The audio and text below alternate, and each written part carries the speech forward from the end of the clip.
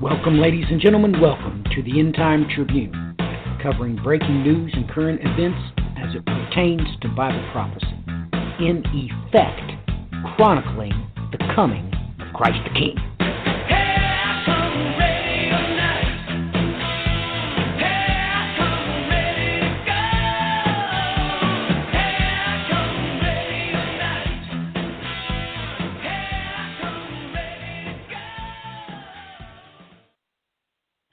Welcome, ladies and gentlemen. Welcome to the End Time Tribune for this week's edition, October the 7th, 2017. This very week, ladies and gentlemen, Egypt was busted buying a load of weapons from North Korea. Let's just swallow that for a minute. Spain is in complete upheaval. No one is talking about it. We've had a massive event in Vegas. Take note, this is a direct quote from the present POTUS. And we ask God to help see you through this very dark period. Ladies and gentlemen, this very week, a doomsday preacher was nailed at Wimbledon Station, and he caused quite a panic. Queensland this week broke a 64-year record. Massive flooding, just randomly and happenstance. Of course, I take it that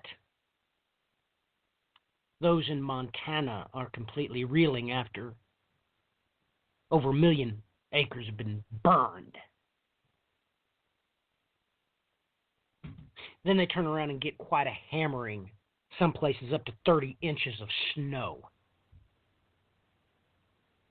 Ladies and gentlemen, in Hyperdad this week, they had a record 83 millimeters of snow. It's hard for Americans to even calculate that. In the midst of all this, we've expelled 15 Cuban diplomats.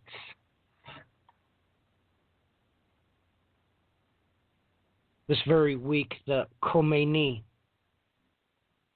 come out publicly and stated that America and Israel seek to create a new Israel. You think he got that idea because we just opened a brand spanking new U.S. military base inside the state of Israel? Ladies and gentlemen, regardless of what you do and what you hope is to come, those things have already been laid down by the Lord thy God thousands of years ago. The only thing we're presently waiting on is for somebody to pull the trigger on that start gun. And when it happens, are you going to take a deep breath just like the steeds do?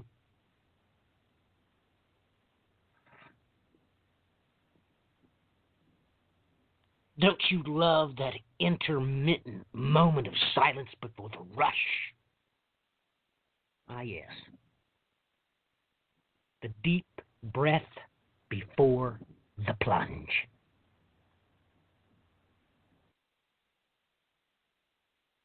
Well, you're going to pull those pistols and whistle Dixie.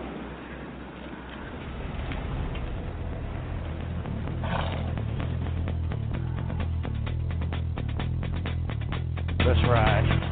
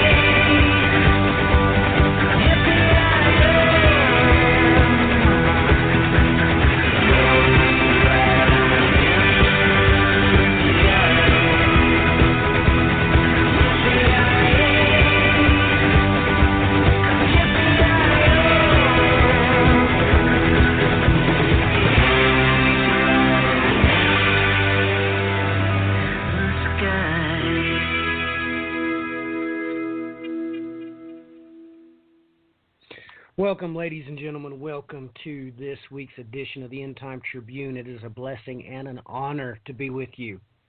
I am really happy to be here tonight, really excited about tonight's broadcast. Well, Clinton, how has your week fared, and what's been catching your eye in the news this week? You know, that's a loaded question. It's where to even begin. I mean, just your introduction just kind of demonstrated the vastness of everything that's happening across the globe, and you just barely touched the tip of everything that's happening. It's awe-inspiring to just see the extent of everything developing and how people are responding and how people are seeing it and how countries are responding and how they're seeing it, and it's just fascinating, absolutely fascinating. It really is. It really got my goat this week when the POTUS-in-chief come out and said that we had entered a dark period. What an understatement.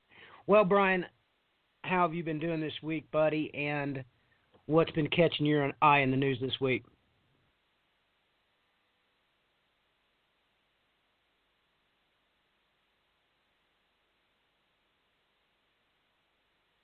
Brian, do we got you? Yeah, I just got back to the computer here. Well, let me re-ask the question. How's your week progressed, and what's been catching your eye in the news this week?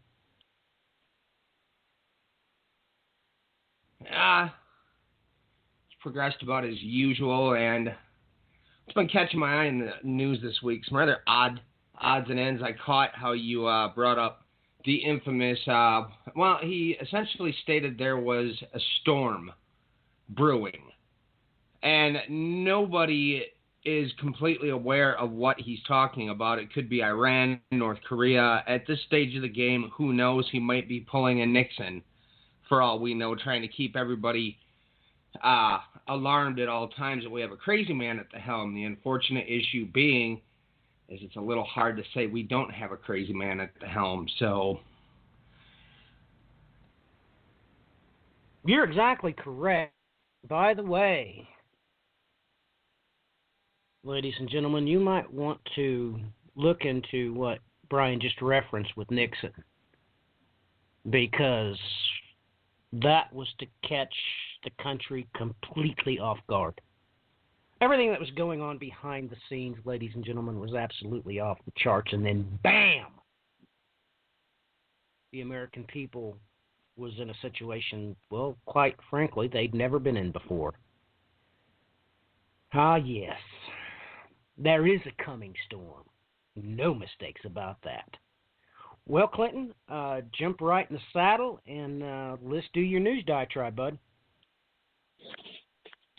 You know, I guess I'll kind of just add on what you guys just talked about. The fact that the President of the United States, and if anyone that hasn't seen when he came out and said that we are witnessing the calm of the storm, I recommend you find that news coverage. Because basically, you know, it had him with all the military leaders in the United States with their wives. They were just having a dinner, about ready to go into dinner, one of the others. And he had this large smile on his face, like this smirk on his face, and basically announced to the press that this is the calm before the storm. And the press was like, well, what do you mean by that? And he was basically like, well, I'm standing here with all the great military leaders of the United States. This is the calm before the coming storm. You guys will find out soon enough. If you read between the lines, he's standing with his military leaders talking about the calm before storm when we have issues with North Korea, when we have issues with Iran, when we have issues with Syria, when we have issues all across the globe. Even in Spain there's issues, in Mexico, Venezuela, you name it. We have issues. And so you take that news, and then you take all this rhetoric going on about, you know, Rex Tillerson with the the Secretary of State of the United States and how he thinks Donald Trump is a moron, I think is the word that was used. How all this rhetoric is coming out about him maybe losing his job or resigning or whatever it may be. But the fact of the matter is Rex Tillerson has been around the world behind the scenes trying to work out any kind of diplomacy that we can as the United States versus our enemies. He was recently in Korea. I can't remember if it was North or South, but he was there talking on behalf of the United States to try to avert war. We know that Rex Tillerson's been in Europe. He's been in the Middle East. He's been everywhere trying to avert crisis. And his job is in jeopardy, according to the mainstream press. According to him, no. There's no issues with him. He's 100% behind Donald Trump, and there's no problems whatsoever. But with those two comments together, it kind of makes you think, kind of makes you wonder, okay, what is truly going on? I mean, we know that North Korea has come out saying, well, they plan on doing another missile test, which is no big deal. They do that every week, it seems like. We always are talking about North Korea doing a missile test. The only difference is this one that they plan on doing is of a missile that can actually hit the United States. So how do we as the United States approach this? Well, according to Donald Trump, he tweeted to Rex Tillerson, "You're wasting your time. You're wasting your breath. The decision's already been made. Just come home." So if you can't read between the lines of what the true agenda is, then maybe you need to watch the news. I mean, because I think most everyone at this point knows that we are headed towards war, that we are headed towards something that none of us want to see. Because regardless if we go to war with North Korea, we go to war with Iran, we go to war with Syria, because Israel is actually calling for the United States to have increased involvement in Syria or Ukraine. Any of those four fronts, all are disastrous. Regardless of, well, the United States can win, we can nuke them, we can make them a glass parking lot, everything that people are saying. Do you realize what you are truly saying? That you condone, that you accept the fact that the United States can kill millions of people and you're okay with this? Because we can? Because it's okay to destroy the entire country of North Korea, not just the leader, which he came out recently this week as well, saying that the United States actually tried to, which from any standpoint, would you believe the leader of North Korea? Well, he's always said, well, the reason I'm building nukes is because the United States wants to kill me and kill my people, and I don't trust the United States because the last two leaders in the world who have tried to do anything like what he's doing have been named as a rogue state, who have tried to create nuclear weapons or tried to get off the U.S. dollar. The leader of those countries were killed. Saddam Hussein in Iraq and Gaddafi in Libya. Both done. So the basis of North Korea saying, well, we don't necessarily trust the United States, you kind of can understand their point of view.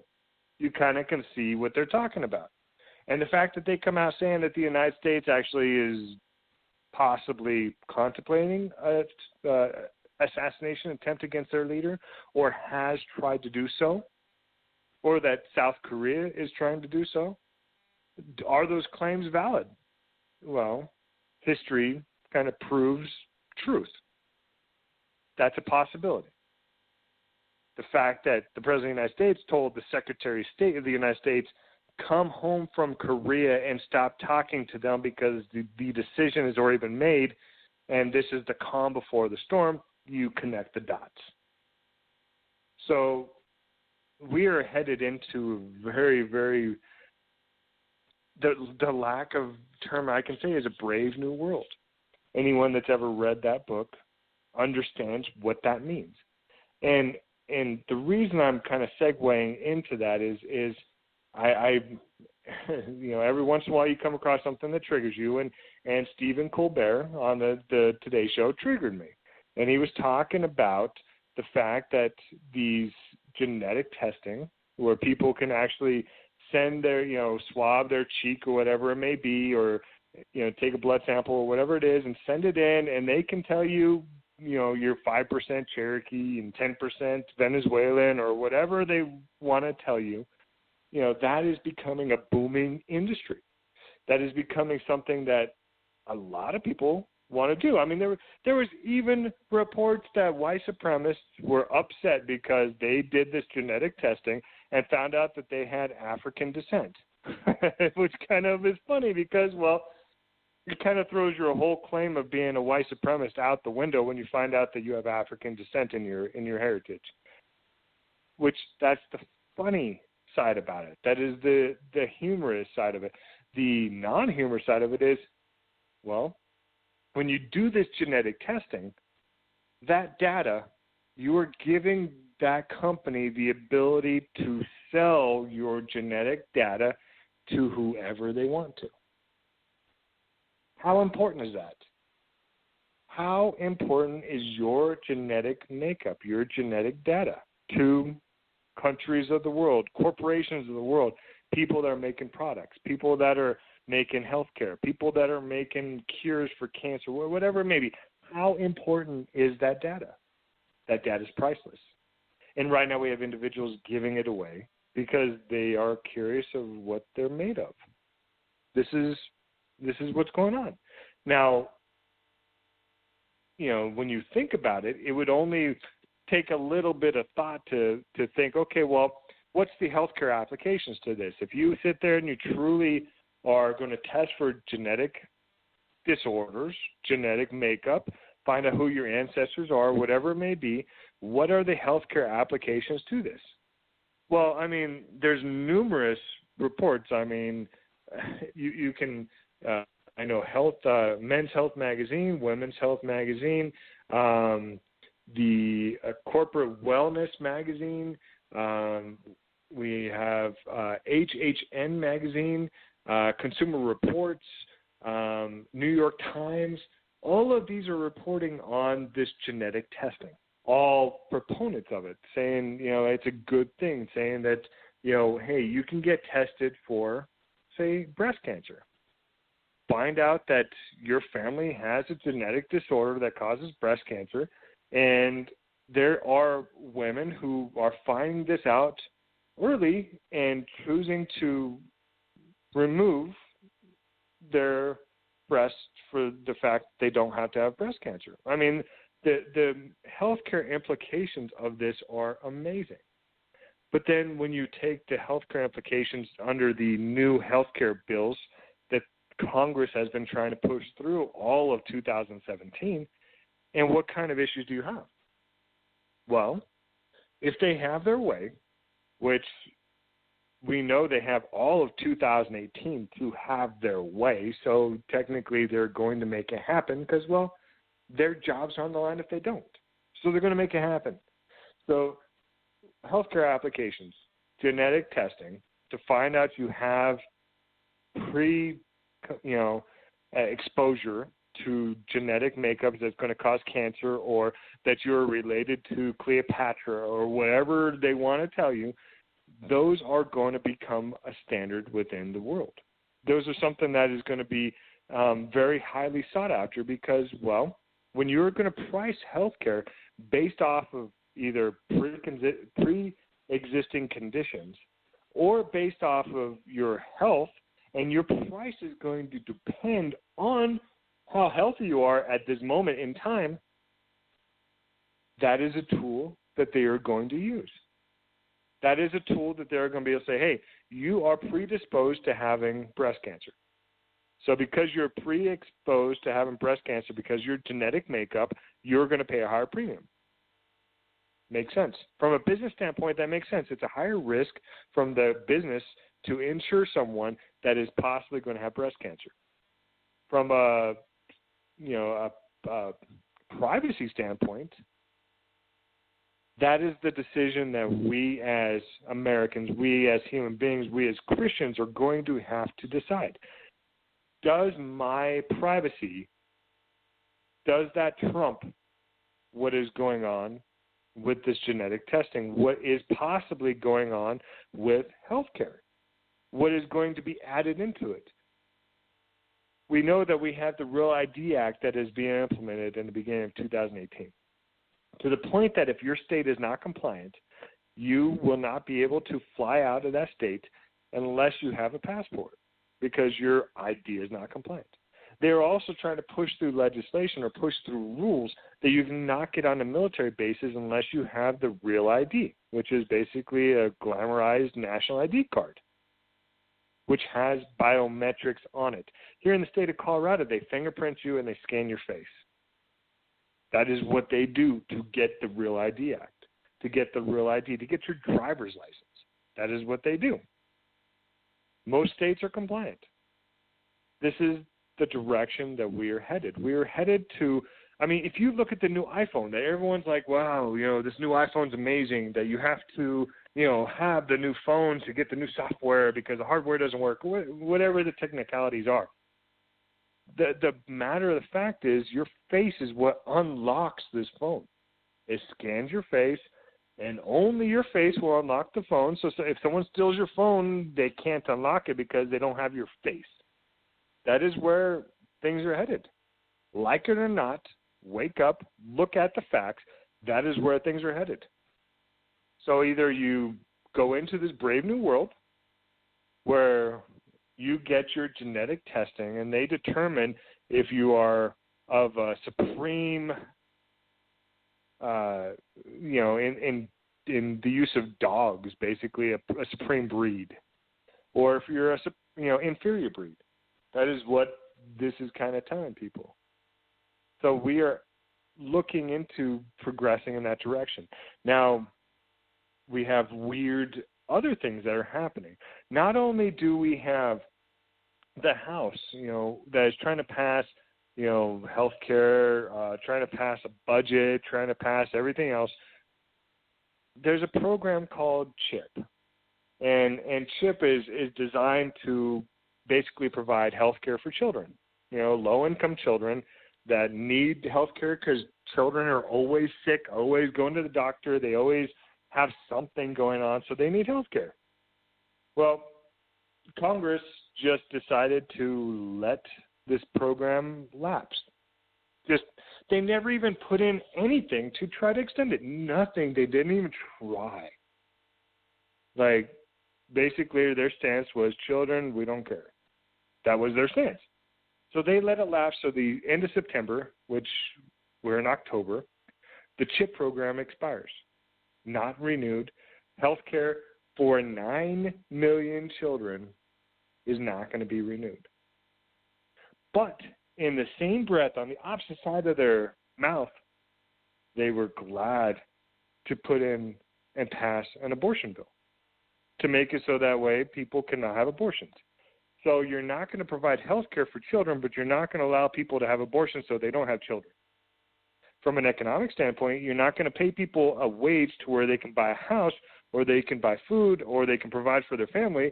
You're not going to provide health care and contraceptives so they don't have children, but you're not going to let them to have an abortion so they don't have children. It doesn't make logical sense. The only thing that I can think of is I go back to a book I read many, many years ago, and the premise of the theory was that basically the increase and the decrease of economies are based on population.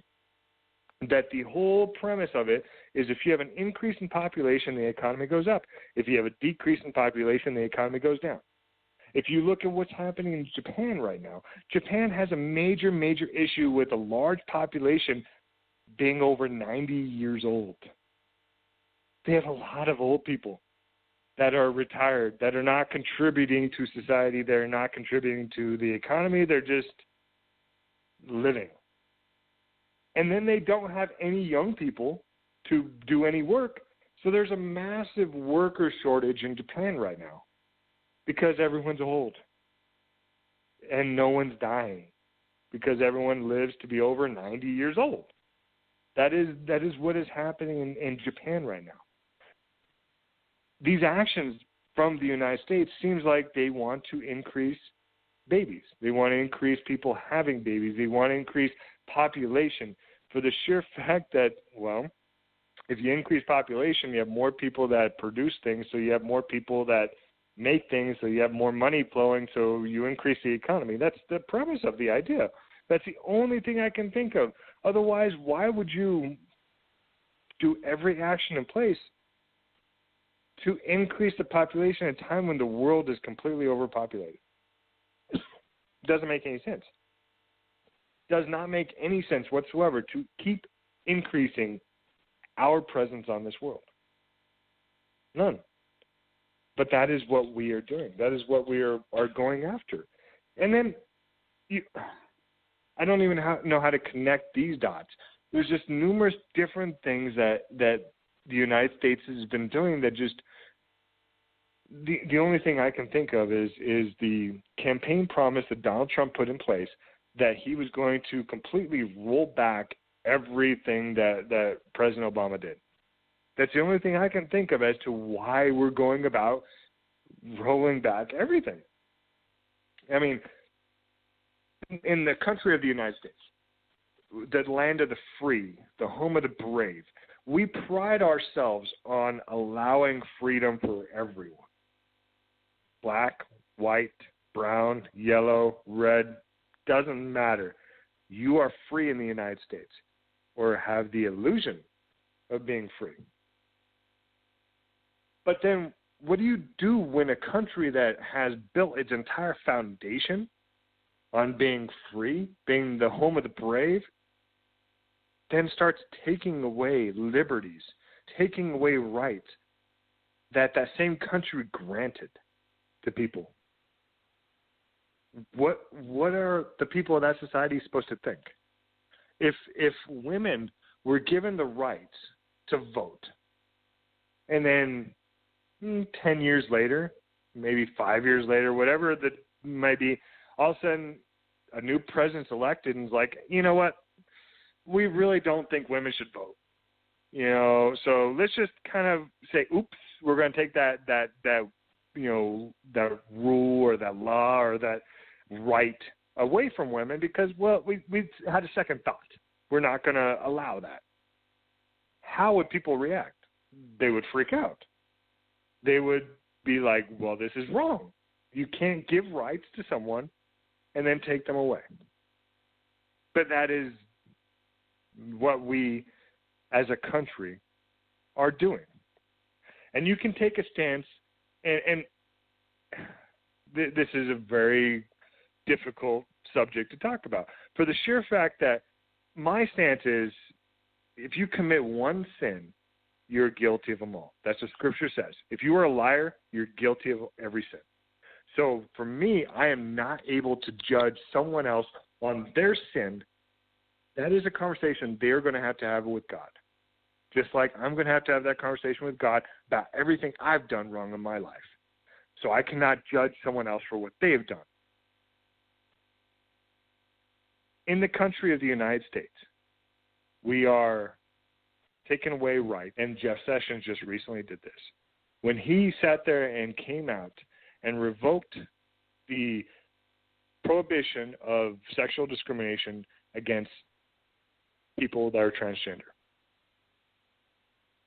If you work in the United States, man, woman, whatever kind of sexual orientation you want to describe yourself as, at this point, you have the ability to be who you want to be. You can debate that however you want to, but that is the law of the land. That was revoked. So now, instead of being protected to be whoever you want to be, an employer can say, no, I don't want you to be employed here because of who you are, because of how you look, because of how you act. I don't want you to be employed here, and that's legal. In what universe is that okay? The fact that you can openly discriminate against anyone doesn't matter. You start with the low-lying fruit. That's how societies have always done. They start with the easy cases, ones that society can get behind and go, you know what, I can kind of see how someone maybe doesn't want someone to work for them because that's how they look. You get people on board for that, and then you start to get into the deeper areas. You start to take out more and more people and take away rights from those people. Well, typically that's how it happens, but it happens in a slow process that takes a little bit of time to happen. No, we're in a brave new world that things happen all in a week. I mean, the United States just voted against a UN resolution. So the United Nations had a resolution that they were saying, hey, everyone in the world, we should get behind this and make sure that everyone in the world doesn't do this, you know, and the resolution seemed pretty straightforward. They basically said that the resolution should not provide the death penalty, so people shouldn't die for apostasy, blasphemy, adultery, and same-sex relations. The UN says you shouldn't kill people just because they're gay, just because they commit adultery, just because they were blasphemous, whatever it may be. And the United States, of course, said, we're not going to sign this. So they actually went along with countries like Saudi Arabia, Iraq, China, to endorse the death penalty for those sins. To take that judgment as a country and say it's okay to enforce the death penalty for those sins. I mean, from a religious standpoint, from a Christian standpoint, yes, you can have any difficult stance you want. You can say you do not support gay rights, that, you know, marriage is between a man and a woman. You can take that stance, and you can back it from Scripture. But in the same token, you can take the stance of compassion and back it with Scripture as well. You can take the stance that if you were guilty of one sin, you're guilty of them all, and that's in Scripture as well. So this is where this gray area is dividing people on a massive level.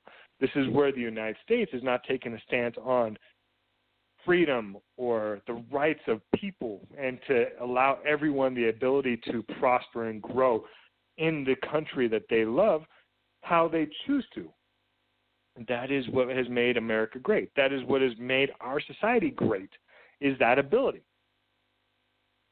We no longer stand for that. You can pretend all you want, but the United States does not stand for that anymore. If you are white, if you are rich, and you are prosperous, and you come from a great family, you're set. You're awesome. You're doing great.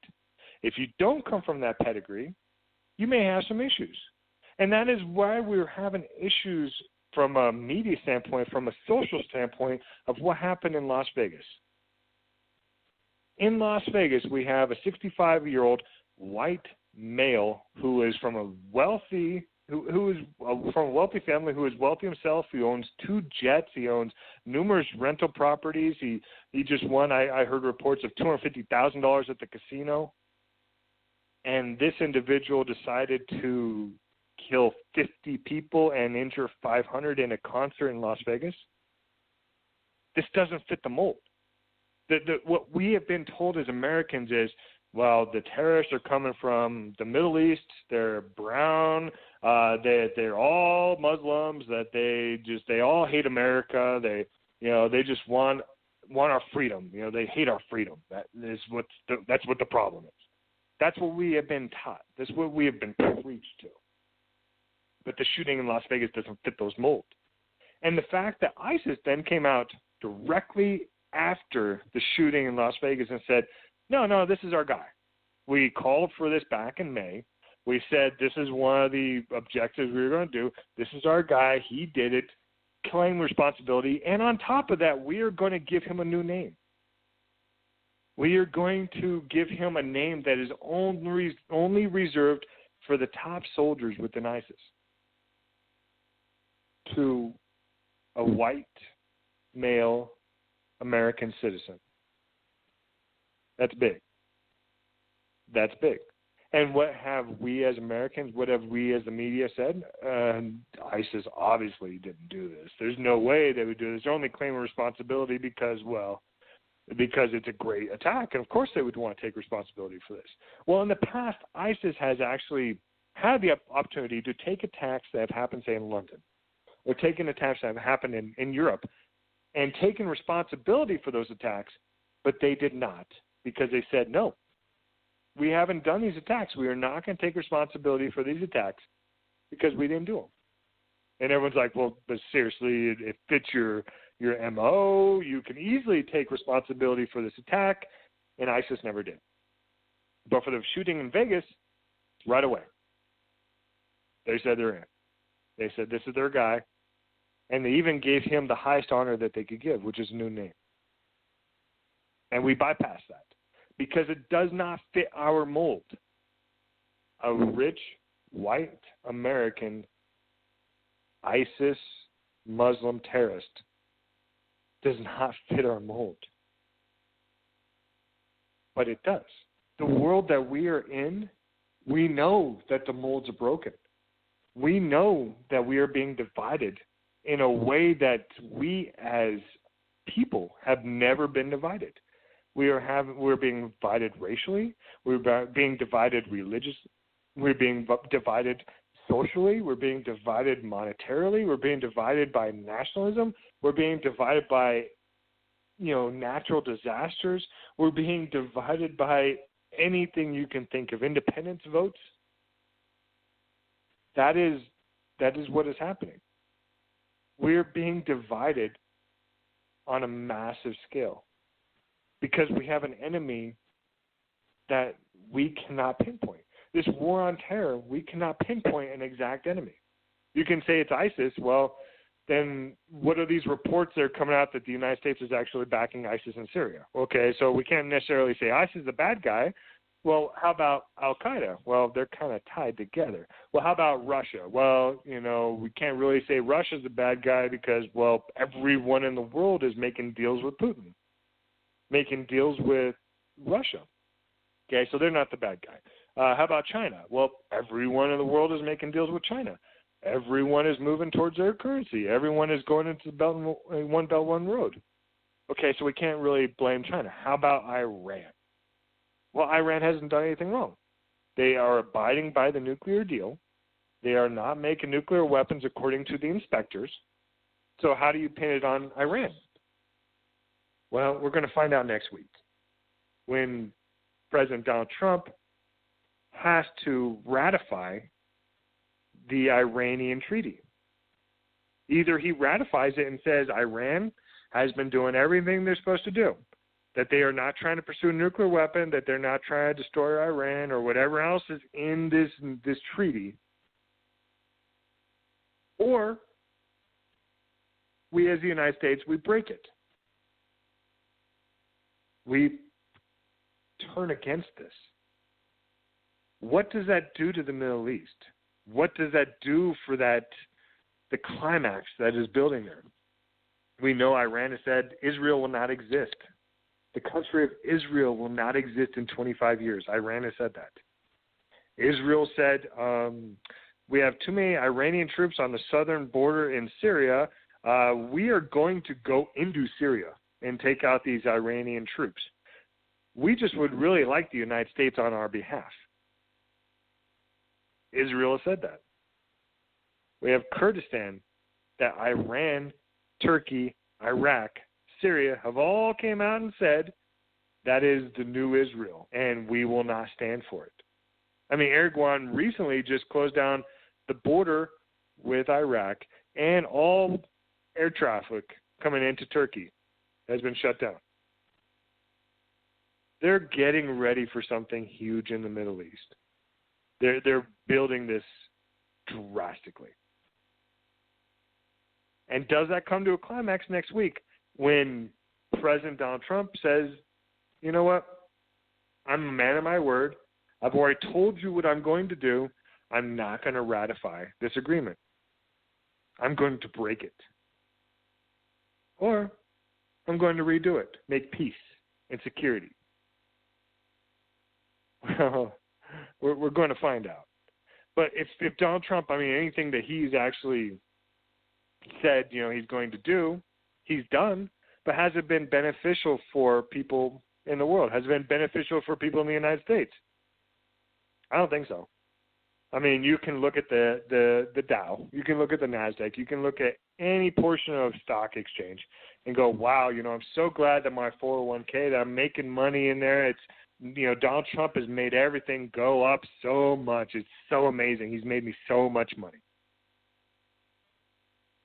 You can believe that facade, that illusion, that pumped up stock market. China is actually contemplating buying right now.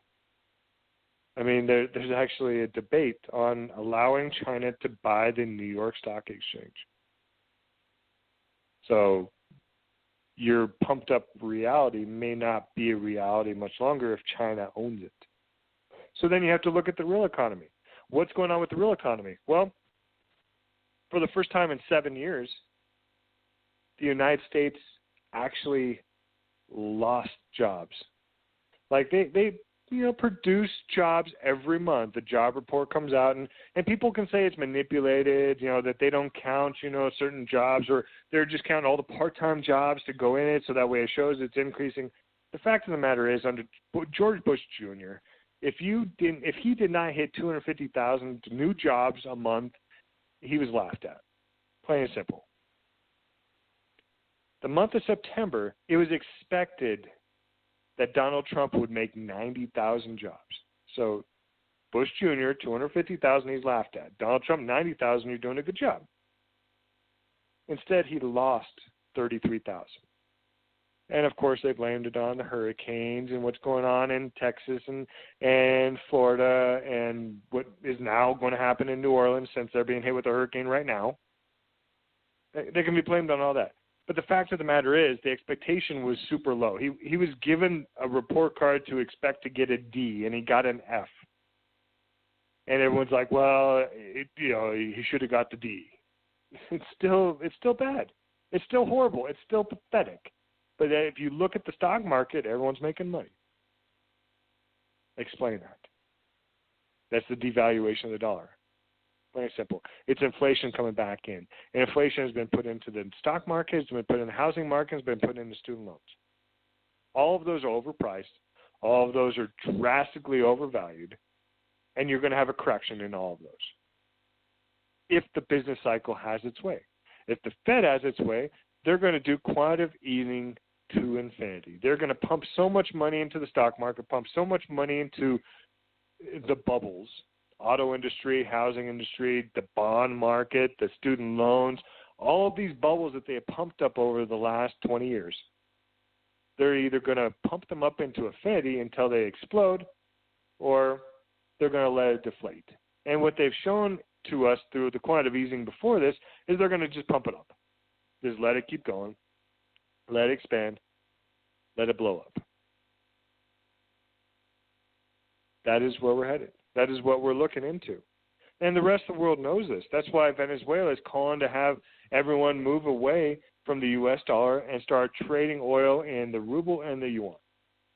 Trading oil in the Russian currency and the Chinese currency versus the U.S. currency. That is what the world's talking about.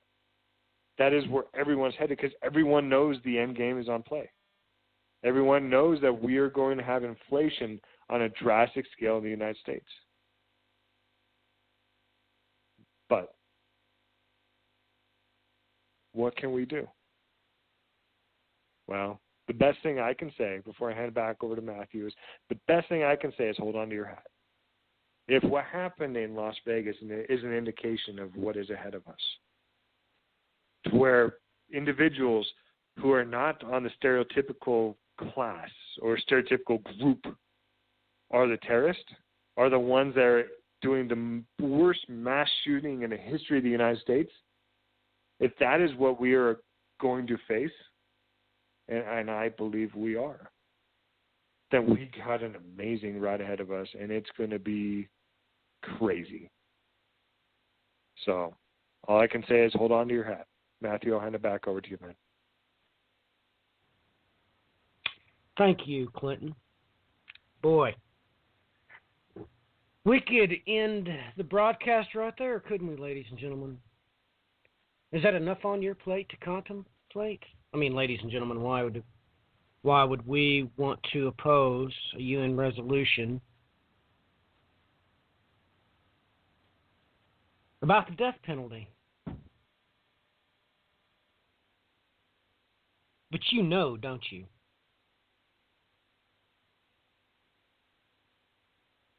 It's kind of like that itch you get in the back of your throat when you need to cough. But it just ain't quite there yet. You know it's coming, though. You know, ladies and gentlemen, let's talk about this. This is the headline from 2 days ago. September 2017, the most active month on record in terms of Atlantic tropical cyclones. Now, please, for just a minute, try to think biblically, okay? This is one sentence from this one article.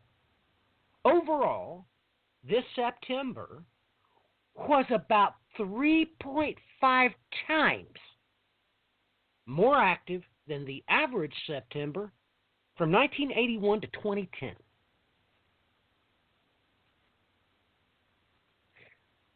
Ladies and gentlemen, I hope you realize that 3.5 is obviously important. It's the only temporal saculum that God gives you in multiple ways. He calls it 42 months. He calls it time and a half time. He calls it 1,260 days.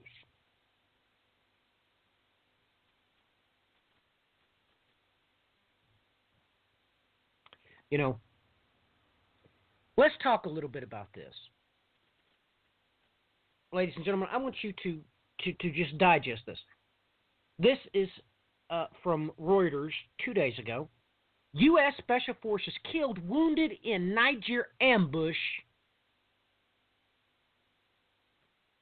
And ladies and gentlemen, let me ask you, why are you authorizing Special Forces in Niger? Why? Let me read the article. It's very short.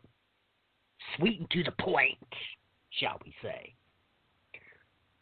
Washington, an unspecified number of U.S. military commandos were killed and wounded in an ambush in Niger, 2 U.S. officials told Reuters on Wednesday, speaking on conditions of anonymity. The officials declined to speculate on the number of casualties. The New York Times reported that 3 Army Green Berets were killed and 2 others wounded in an attack in the West African country. Ladies and gentlemen, really? You know, this little country, it's got it going on because of the new oil refinery that they opened. Now, it's been being exploited since the 70s.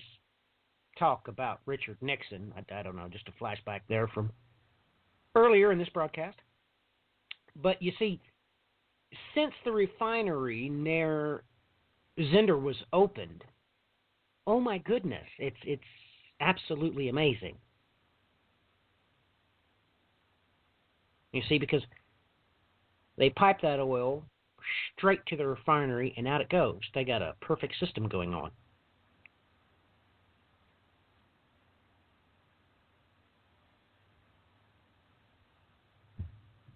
That's why your special forces are there.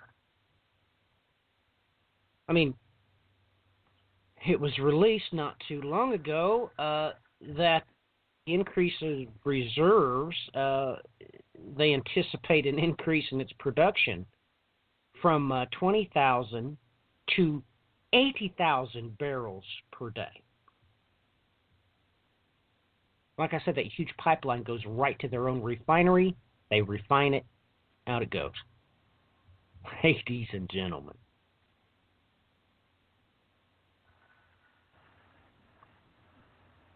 This is all going to come to a head.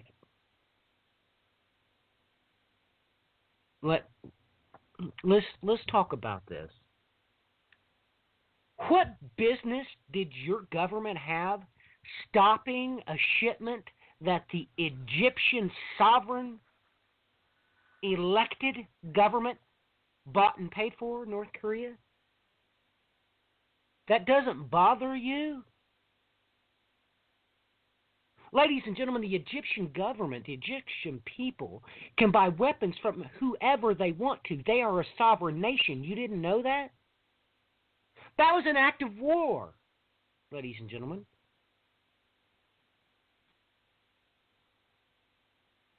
And it amazes me how you don't get it.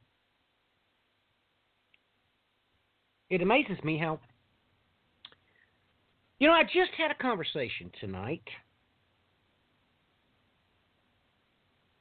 with an old affiliate of this broadcast, Michael Benoit, over at Bullet Points. He made quite an interesting observation how the End Time Tribune had brought up this targeted location years ago. And he was very disturbed when he began to understand that it came out in the U.S. media that we were supporting the Kurds. Absolutely blew him away. The ramifications of that we are actually assisting the Assyrian. Now, ladies and gentlemen, those broadcasts that he's referring to, they are available.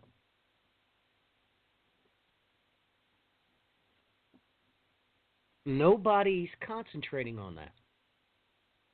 We were both upset that with this generation, it's like they're stuck in the arts. Ladies and gentlemen, for thousands of years, everybody knew you had to play the game one of two ways. You could either produce a comedy or tragedy.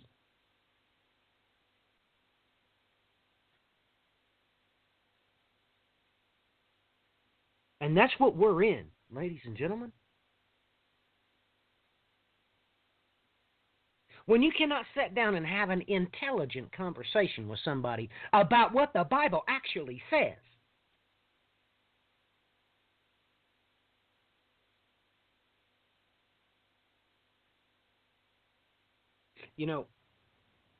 he brought up to me that he was getting frustrated with these key phrases. He says once they say that, they have no idea what they're talking about because the origin for that is not in the Bible. It's not there, not in Hebrew, not in Greek. It's not there, it's fiction.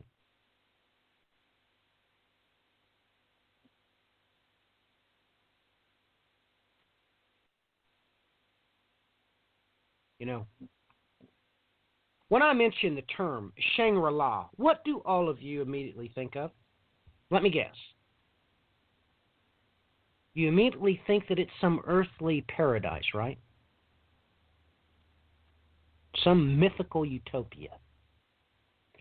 Well, this is about what really happened 2 days ago. Again, I keep bringing up articles from October the 5th. Major fireball explodes over Shangri-La, China. Meteorites, very likely. You ought to watch the video. It's rather intriguing.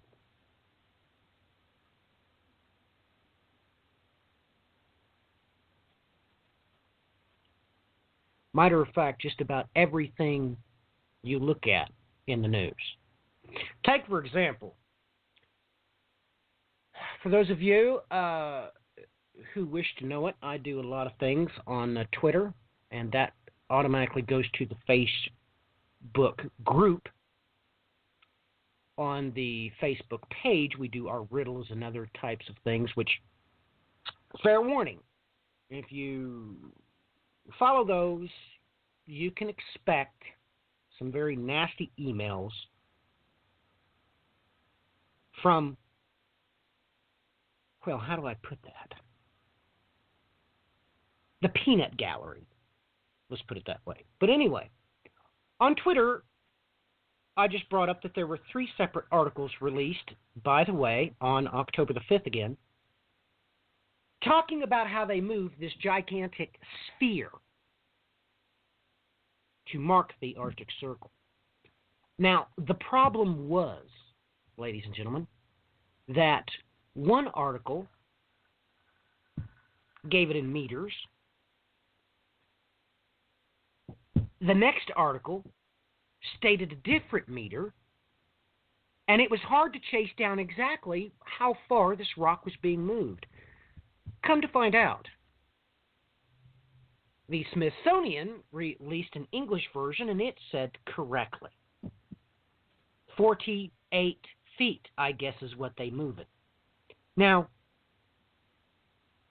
the only problem with that, ladies and gentlemen, is when you click on their reference for where they got this information, which is Lapland by James Proctor. It comes right out and lies to you. Consider this. It states on page 4 that the Arctic Circle in 10 to 20,000 years' time, because of northward drift, will be roughly at 68 degrees north. Ladies and gentlemen, you can't calculate what they're trying to say, because if it moves 48 feet in 10,000 years, that's over 900 miles. That's on the order of 12 degrees difference.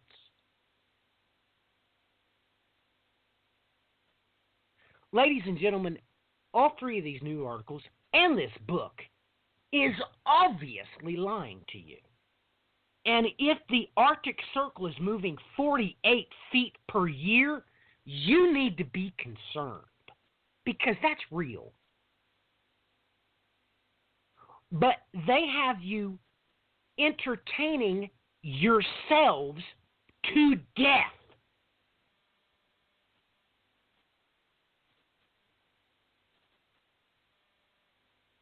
You're entertaining yourselves to death.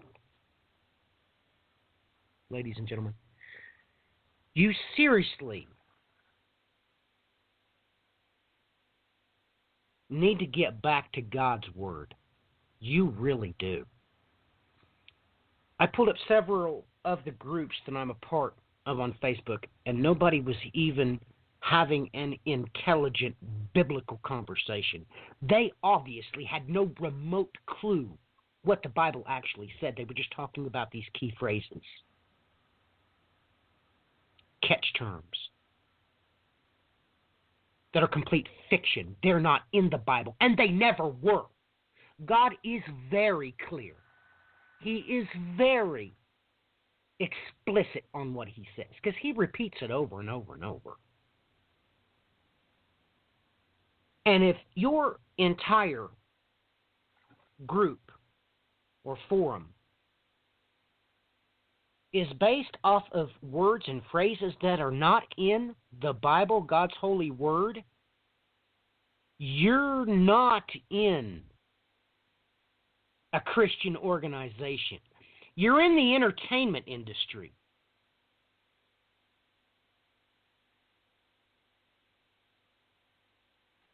You know, I also had very serious conversations today with Michael Benoit. And once I said it, he caught it. Really, that's an important word. It's G1984. It's very easy to remember. And you're going to go through it. You personally. No matter where you're at.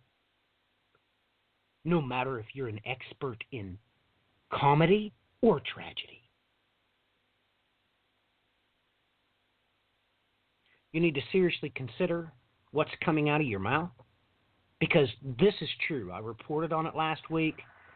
I'm going to remind you of it again this week, because Texas churches fight FEMA for right to disaster aid. Now, let me make sure I make myself clear. I already told you that nonprofits are already supposed to get disaster aid. It's just that by fiat, you see the non-elected officials, they don't like giving disaster aid to churches, so they refuse to. It's the law that they do, but the bureaucrats won't do it, you understand? So,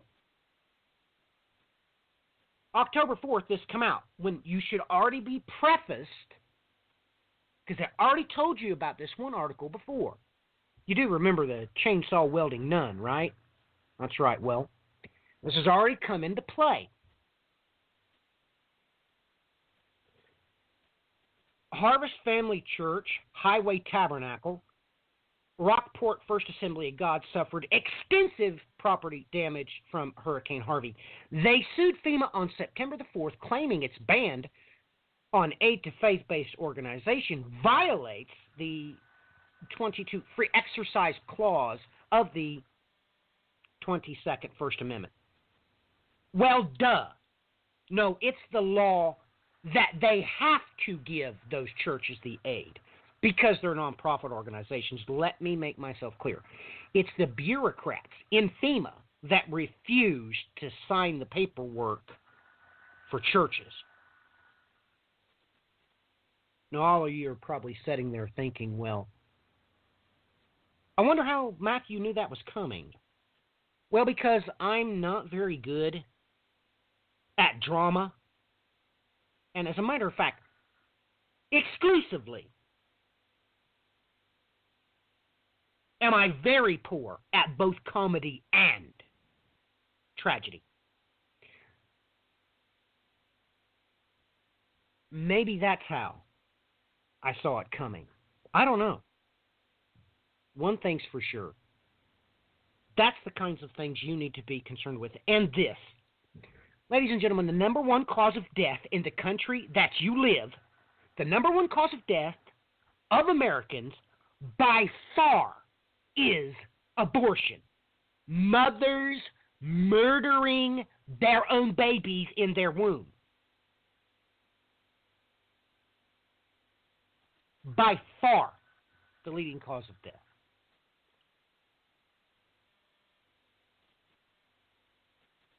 But these two items that we just talked about, they should be getting your attention, and you should be exerting force in their directions. That means you should be doing things about those things, not anything to do with comedy or tragedy. This week, ladies and gentlemen, is the premiere of our new breaks provided by Nate Drake over there at Reawaken Hymns. Ladies and gentlemen,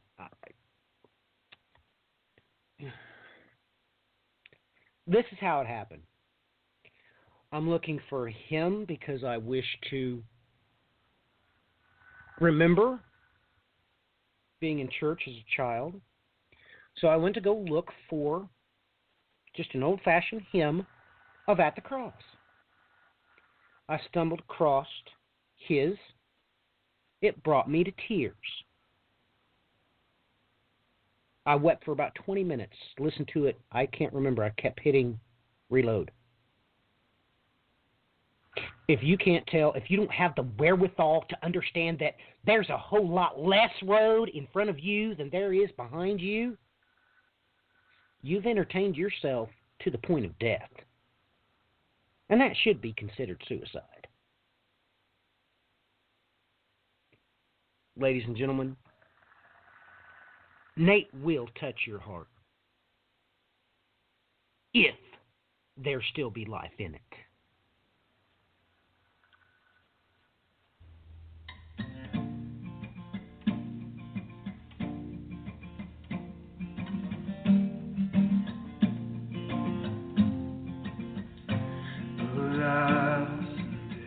My Savior bleed, and did my sovereign die?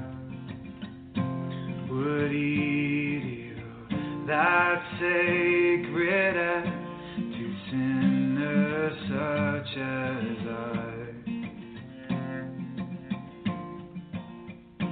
Was it for Christ that I had done? He groaned upon the tree. Amazing pity, grace unknown, and love beyond degree.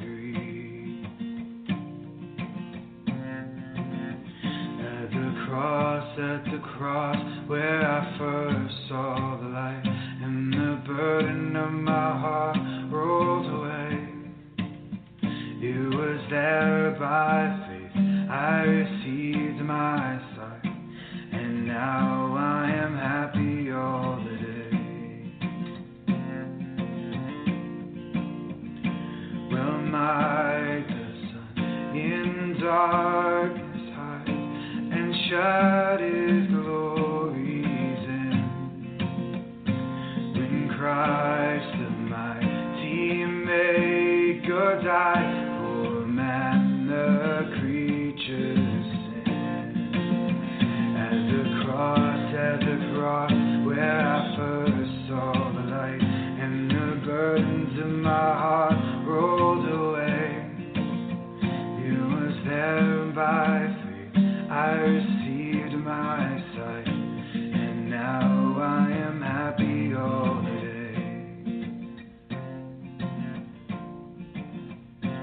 But drops of grief can never repay the debt of love I owe. Here, Lord, I give myself away. 'Tis all that I can do. Hi, this is Nathan, and you're listening to Reawaken Hymns. For more information and hymn resources, check out my website, www.reawakenhymns.com, or find me on YouTube at Reawaken Hymns.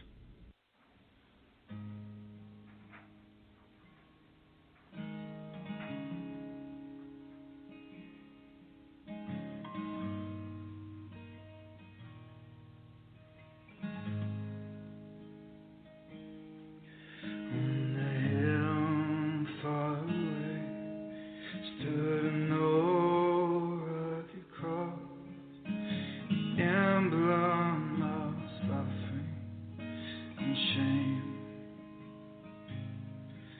And I love that old cross, where the dearest and best for the world of lost sinners was slain. So I cherish the old rugged cross till my trophy at last I lay down. I will cling to the old rugged cross and exchange it someday for a crown.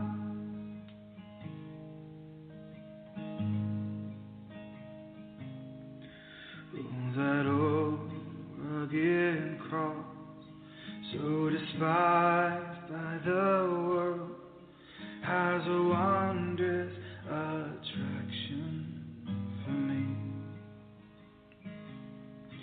For the dear Lamb of God left his glory above to bear it to dark Calvary. So I cherish the old rugged cross till my trophy at last I lay down. I will cling to the old rugged cross and exchange it someday for a crown.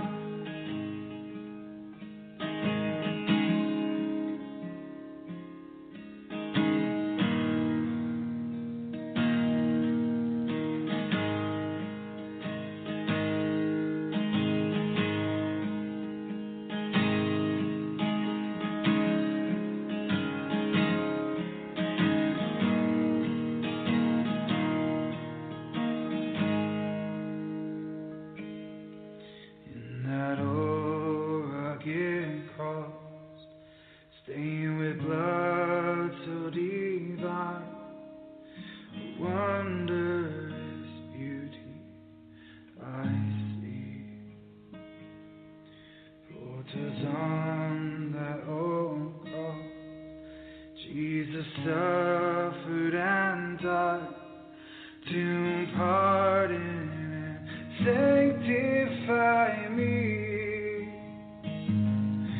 So I cherish the old rugged cross till my trophies last I lay down. I will cling to the old rugged cross and exchange it someday for a crown.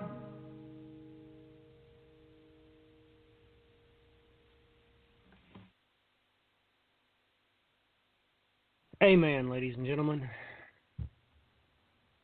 Even unto amen, hallelujah. That's just good stuff. Let me get up close and personal with you now. This has got to stop. Scoffers and mockers. Let me list this as one of, well, this is a man who does not fear God. He calls himself Reverend, anyway. Eric Breton. This was released this week in the Herald Star. This is a pastor. And with the published headline, he infers, well, I fear God. So I'm not even going to read the headline. But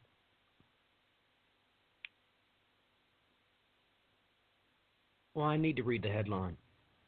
But may the Lord, my God, remember why I'm reading it. I'm not saying this or supporting it at all. The headline is Disasters. Maybe it's not God who's the jerk.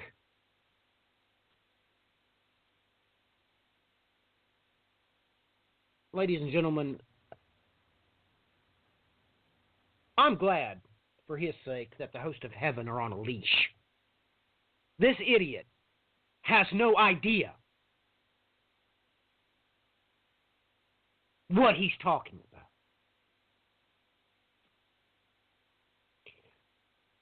Ladies and gentlemen, this entire article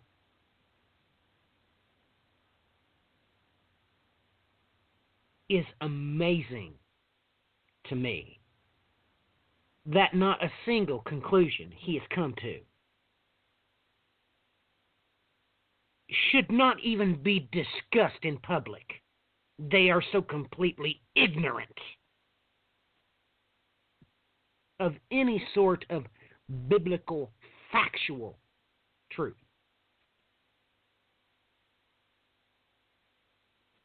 He actually wrote this.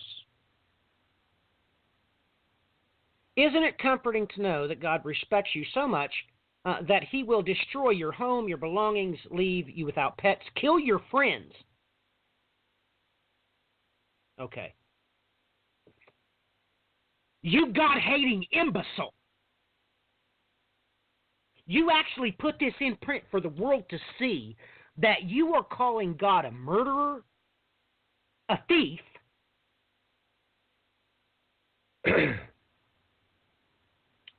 Isn't it comforting to know that God respects you so much that he will destroy your home, your belongings, leave you without pets, kill your friends and neighbors because you can handle it? Really?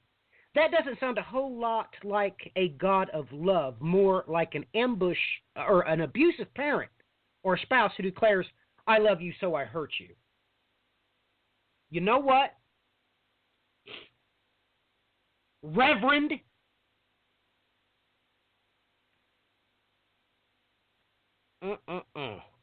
you have no idea. Because you've never met someone who has the ability to claim the right of inheritance from the Lord Jesus Christ, do you? You have no idea, do you, You know, the Lord my God has commanded me forthrightly to be very careful, to bless and not to curse. You should be afraid right now because I do one or the other just simply because I choose to do so.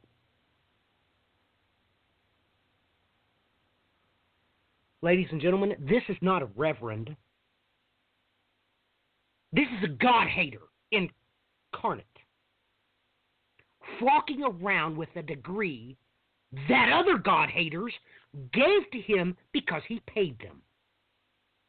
Put into print. Ladies and gentlemen, this was only 2 sentences. Do you realize everything that he just called the Lord your God?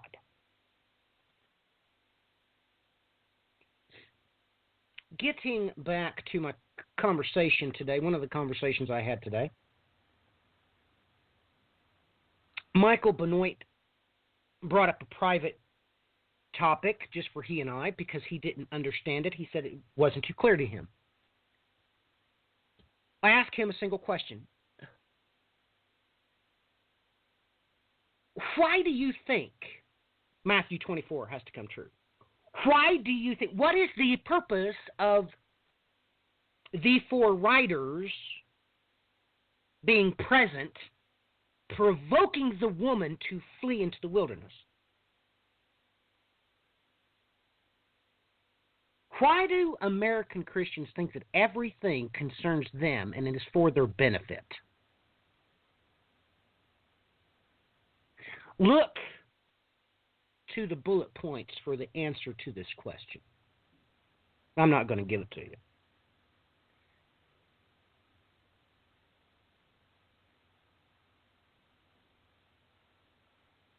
Because none of this happened this afternoon for my benefit. I knew that way before the events ever happened.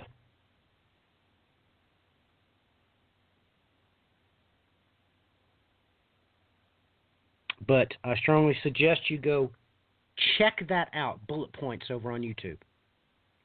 It's information you need to know. And by the way, the Lord your God is expecting you to know it.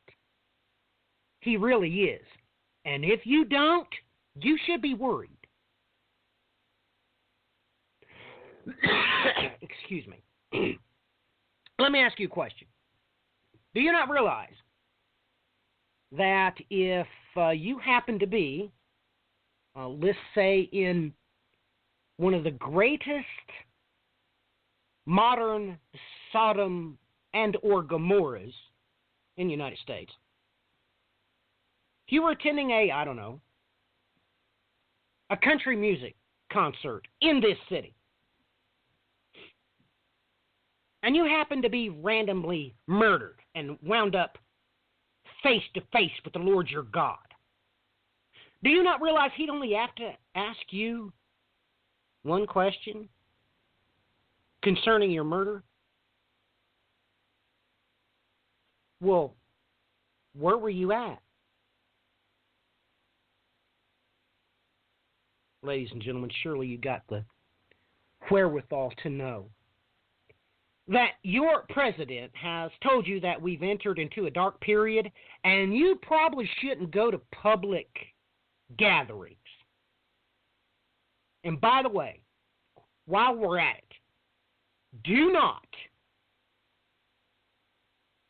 be herded onto a boat, a bus, or a boxcar. Just so you know, that historically has never ended well. Brian, it is time for your news diatribe. Please do offer your comments on what Clinton covered or I covered. I know you've been looking at different directions, and you're going to show us... Oh, Brian, you always show us what we're supposed to be looking at. So, Brian, the saddle is yours. Well, I mean, I guess to start off, it's to a degree been almost one of those rather calm weeks, which I guess makes Trump's infamous statement earlier in the week a little bit more cryptic. It would at least appear calm, but there's been a lot of things going on behind the scenes. Now, flat out, the first thing I want to address, because I found it just flat out to the stage of utter ridiculousness that the first things that happened within the week within the right-aligned followers and politicians after the Las Vegas shooting is, well, first off and foremost, they came out immediately and, for instance, the talking points that were leaked, that were brought forward from the press, the person that basically delivers the statements to the press, the whole thing was basically dictated towards gun rights and not going after the Second Amendment, blah, blah, blah.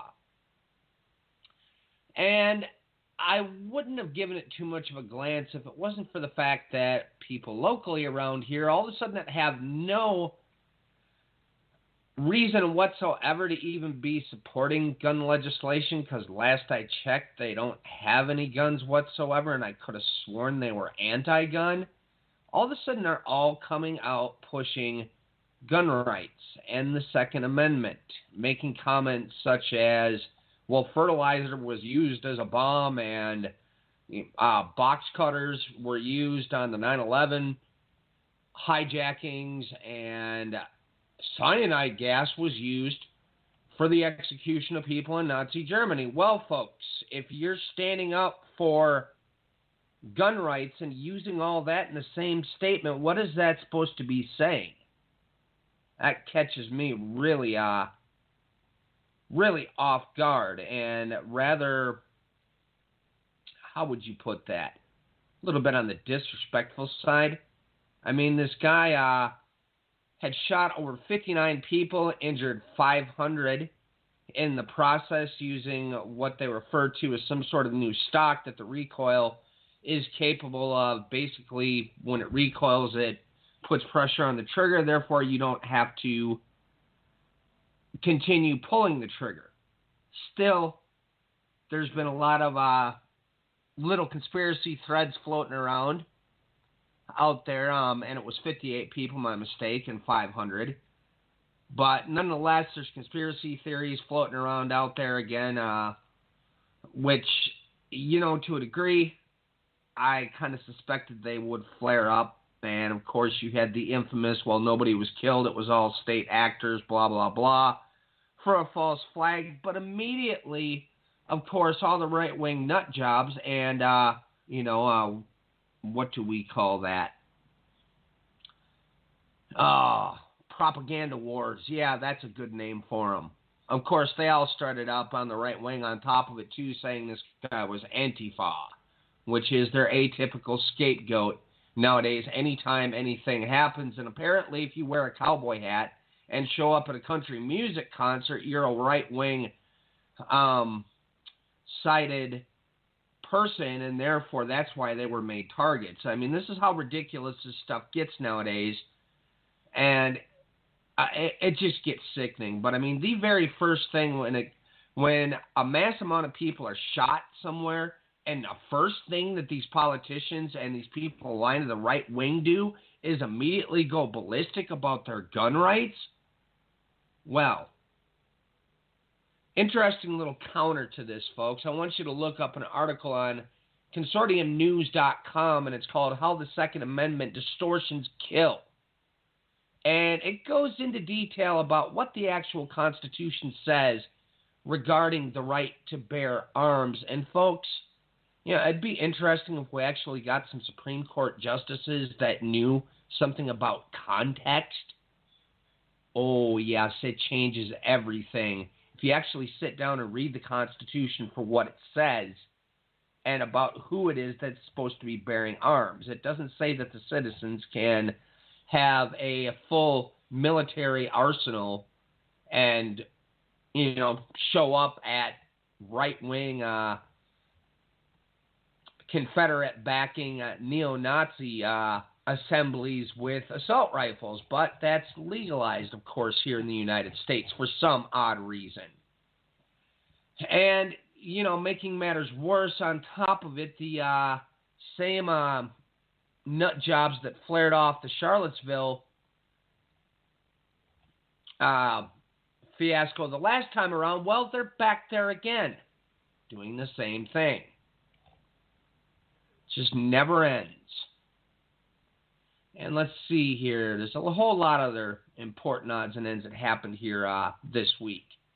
Now, Pakistan came into the news and, rather ironically enough, pointed out that the Pakistani intelligence group, the ISI, has been involved with the terror groups coming through Afghanistan and other areas throughout the region. And what's rather ironic is anybody had studied the history books concerning everything that's happened since September 11th with Afghanistan, the ISI's role with Taliban and other Islamist groups is rather common knowledge. So the news is sort of about 20 steps behind here.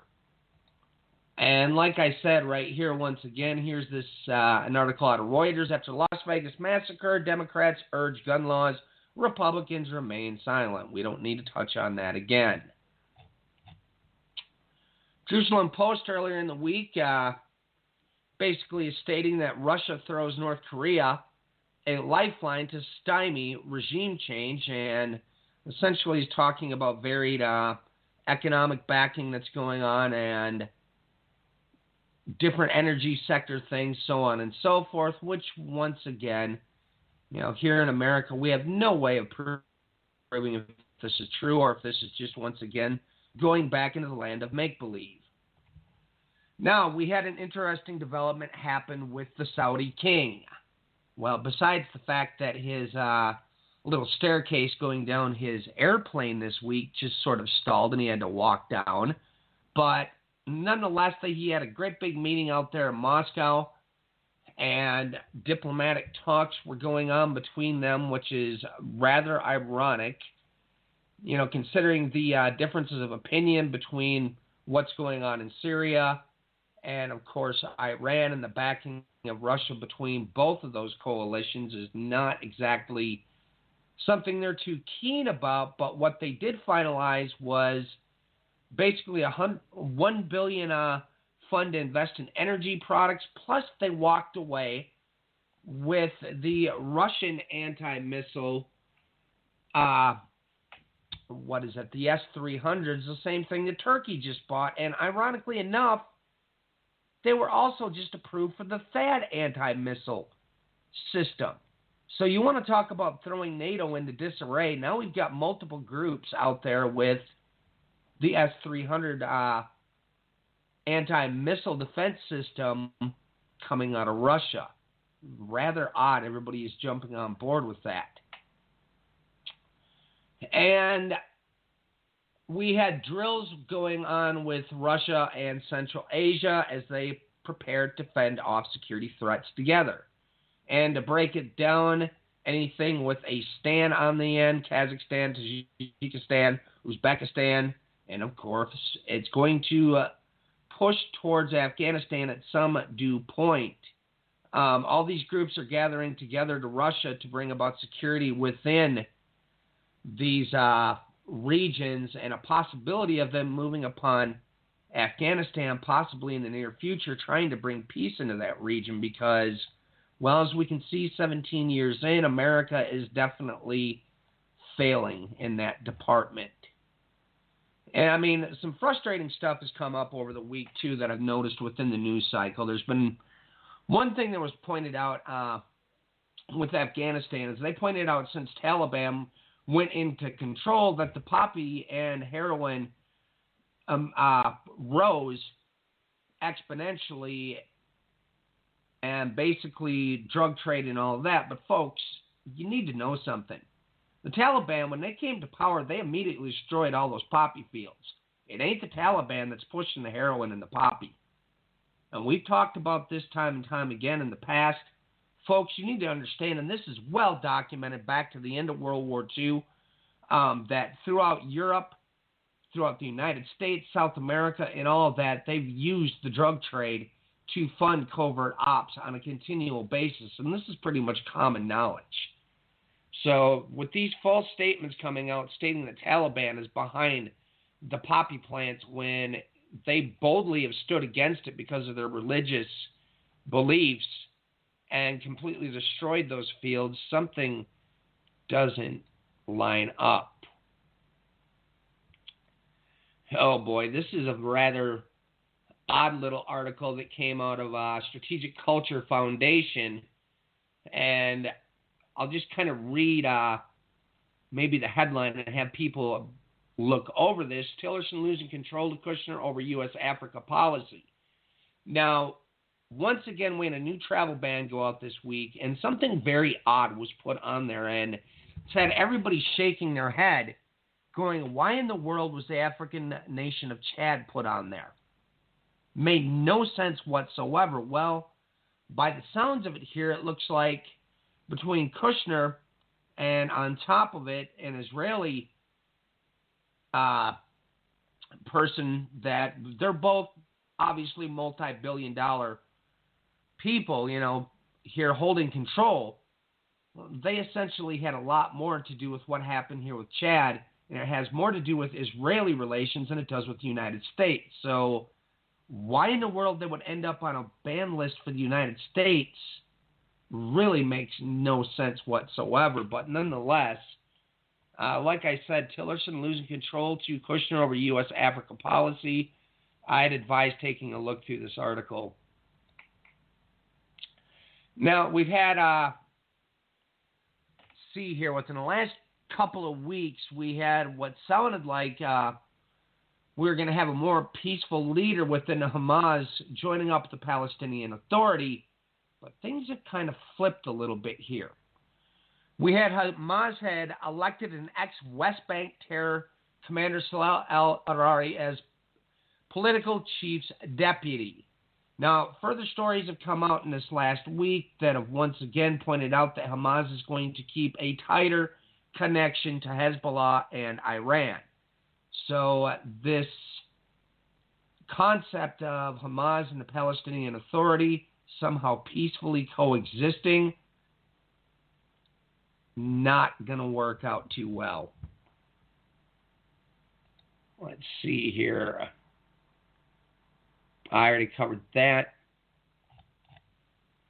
And this just came out within a few hours ago. Trump issues more cryptic threats to North Korea. And let's see here. Basically, he wrote, only one thing will work in dealing with nuclear-armed North Korea, the president wrote in a Twitter post without clarification. Then he put, again, after this, presidents and their administration have been talking to North Korea for 25 years. Agreements made and massive amounts of money paid, he said. So he's once again, as is atypical, his diplomatic way of working through things is to use Twitter and sling insults around. We have that Hurricane Nate made landfall in the Gulf Coast. Thus far, it's only a Category 1, so we'll have to just keep an eye on that and see where that heads. Let's see. Covered that one. Covered that. Now, this one is rather important because we've talked about this in the past. There were moves by this group already, and it sounds like there's diplomats here in America that are pushing the same thing. Newsweek released an article entitled, Tom Ridge, We Need Regime Change in Iran. And once again, who did they bring up? The NCRI, the National Council of Resistance in Iran, which is also known as the MEK. And it's a group that's actually in Iraq that is listed as a terror organization, and they've been giving the United States the infamous intel on the Iranian nuclear program.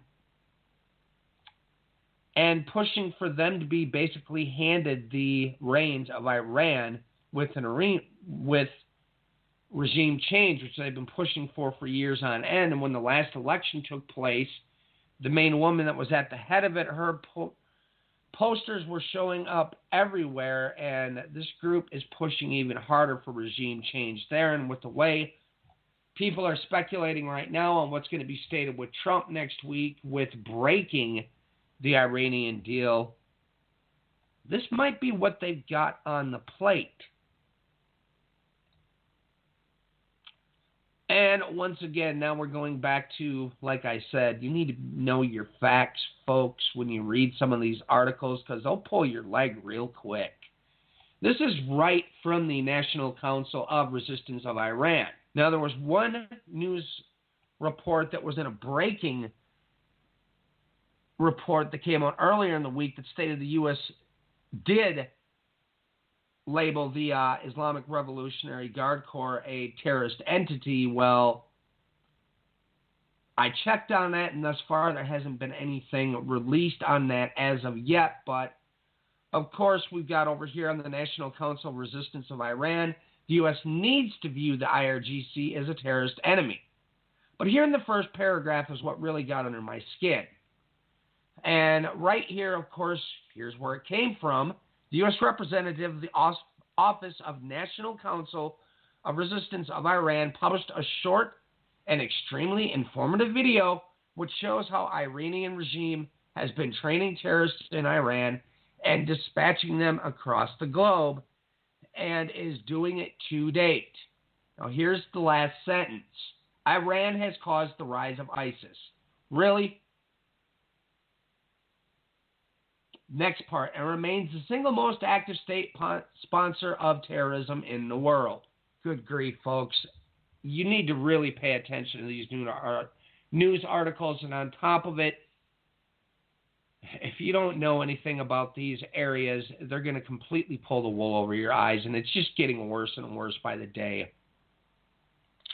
Now, here's the one that caught me this morning that was released. And this is something I've been wondering about, is how in the world are we going to see something happen with oil here again? Here we sit. Trump's big decision on Iran next week could rattle the oil markets. And this is from CNBC.com. I'll read some of this article here. If the White House decertifies the Iran deal, RBC Capital Markets is warning investors that oil prices could jump.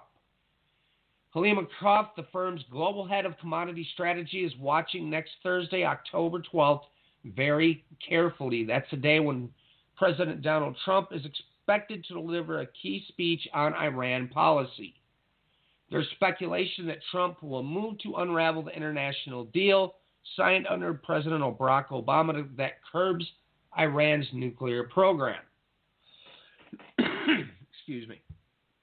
It is a very significant development that could happen next week, Croft said on CNBC's Trading Nation this week. An official told Reuters this week, speaking on the condition of anonymity, that Trump is also expected to introduce a broader U.S. strategy that would be more confrontational with Iran. The market, I think, will be concerned that we can get a return of the sanctions that required importing countries to make significant reductions in their Iranian crude imports every 6 months, and which bars foreign firms from investing in the Iranian upstream sector, noted Croft. A national Iran oil company official told CNBC on September 25th that it's exporting about 2.2 million barrels a day, a year after UN economic sanctions were lifted last year. Fresh sanctions could put demand in a delicate situation. Now, I think I can stop here because, now look, if we consider what's going on with Venezuela, for instance, now most of the Gulf oil processing plants had set up so that they could basically refine the different type of oil that comes out of Venezuela. Some of that was damaged with the hurricanes. I don't remember exact numbers, But nonetheless, between that and what's happening in Venezuela with the sanctions, which they've already bypassed by going to who? Going to China and Russia, completely bypassing the sanctions America has put on them. Nonetheless, that's already putting a problematic area on oil within America. Now take further. The areas that are held by the Kurdish people in Iraq are the highest producing oil regions there as well. Continued controversy in the area, if that explodes because of this independence referendum, this could jack the oil prices up in tandem with what's happening with Iran and Venezuela at the same time. So this is definitely something to keep an eye on, and something I warned about some time ago. One last thing to mention, too, is there's been speculation from watching movements on the ground in North Korea via satellite and intelligence agencies that they are also about to test an ICBM that is capable of hitting America. So I don't know. They tend to do this on Saturday. I'd almost be surprised if we didn't see something pop up here within the next hour or so. It seems a continual thing they do is pop it off on Saturday, and it hits the news right as we're getting ready to go off air. So I guess for the time, that's what I've got to state. So I'll hand it back over to you guys here. Well, I think we need to just start a discussion a little bit. Clinton, do you have any comments about what I or Brian had to say? We got plenty we can discuss in our final minutes, but do you have anything you want to discuss, even questions or comments to me or Brian? Let's just start a little discussion here. Clinton, you go first. Yeah, I wanted to comment on what Brian said about the oil, because this is going to be really interesting how it all lays out, because we know, from the oil booms that happened in North Dakota and then happened in Texas and numerous other places in the United States, it generated a lot of money for a lot of people that helped the economy in so many ways. I mean, I myself moved up to North Dakota because of the oil country up there.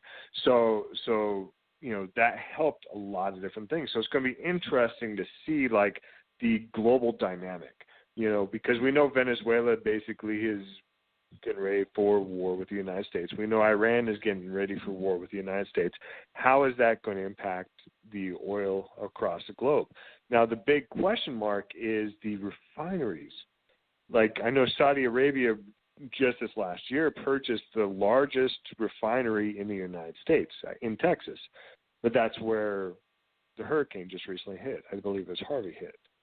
So I know that was shut down. I'm not sure if it's up and running again, but you can produce as much oil as you want, but if you can't refine it, then it's not going to be good to anyone. And I think that's kind of what's going to dictate a lot of this. So I just wanted to comment that.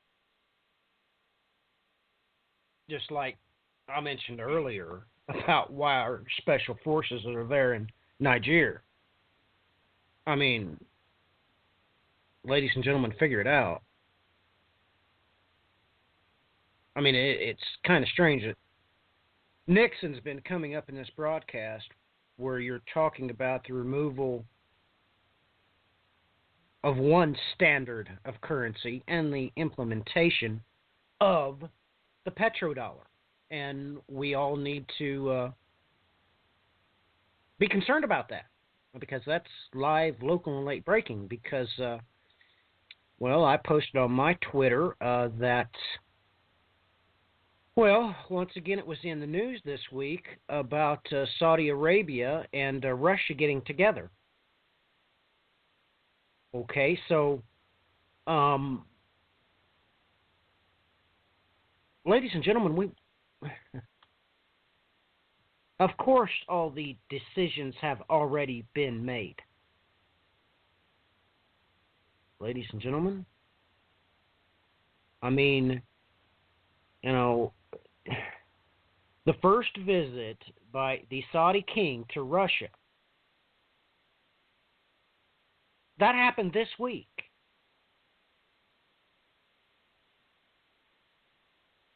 And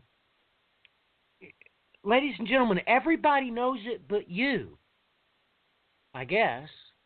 I mean, this was also released this week that Israel sets up a high-tech accelerator program in China. Well, why? Why? Well, ladies and gentlemen,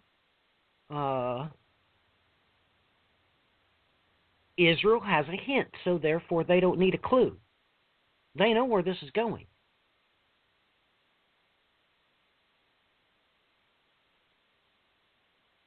The end of the petrodollar is the, well, removal of one thing off a pedestal and the implementation of something else altogether different on that pedestal. Everybody seems to know it. Like I said, why are none of these supposed watchmen talking about the brand spanking new U.S. military base in Israel? What's that, a last-ditch effort? I mean, we were lucky enough to be told about the special forces that happened to be ambushed. By the way, don't you realize that someone had to have told them of their location? I mean, ladies and gentlemen, how is it that the Americans don't know where our special forces are at?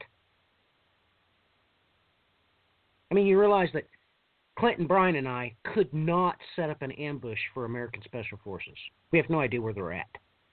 Yet that information was passed along by somebody, the who, what, where, when, why, setting up our special forces so that they could be ambushed and murdered. If that doesn't worry you, I don't know what to tell you.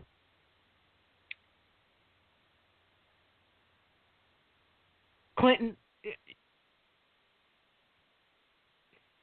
you spend a vast majority of your time, and your forte is economics, correct? Can you please tell me, what will it actually mean if on a global scale the petrodollar is abandoned? What happens to the American economy? Can you explain that to not only the listeners, but to me personally? Yeah. So it's going to happen in stages. The first stage is all the U.S. dollars that are around the globe are going to come back to the United States. The main reason for it is these countries are going to choose the other currency. So the only place that you can use it is in the United States. So all this money is going to flood back to the United States. It's going to be primarily put in the economy, which means that you have more dollars out there, which means the value of the dollar goes down, which contributes to hyperinflation. And then it just goes to what recently happened in Venezuela, that's happened in Zimbabwe in 2008, which is the currency then just kind of goes to zero. In Zimbabwe, there isn't actually $1 trillion bill, like one piece of paper that said $1 trillion on it, because the paper, the currency was worth nothing. If the entire world stops using the petrodollar, which right now you have to buy oil with U.S. dollar. The countries right now are using the yen, the yuan, using the Iranian currency, using the ruble instead of the U.S. dollar. If that trend continues, people will have to use the dollar, which means that it's going to be, in essence, worthless. Okay, answer me this question. What if it's refined? This is a key critical question that I never hear any of these watchmen talk about. And it amazes me how they never give, never shed light on this. So, let's talk about Niger, okay? So what comes out of that refinery, which could be, I take it could be kerosene, it could be gasoline, it could be diesel, it could be jet fuel.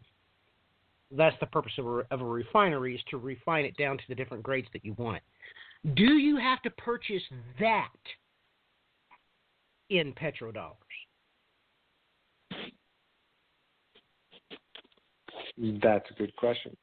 That could change. And it could change depending on how corporate laws change. So, for instance, like if right now the United States sold their largest refinery to Saudi Arabia. Since it's a Saudi Arabia company, they own it. Yes, it's on U.S. soil, but it depends on if the corporate laws change.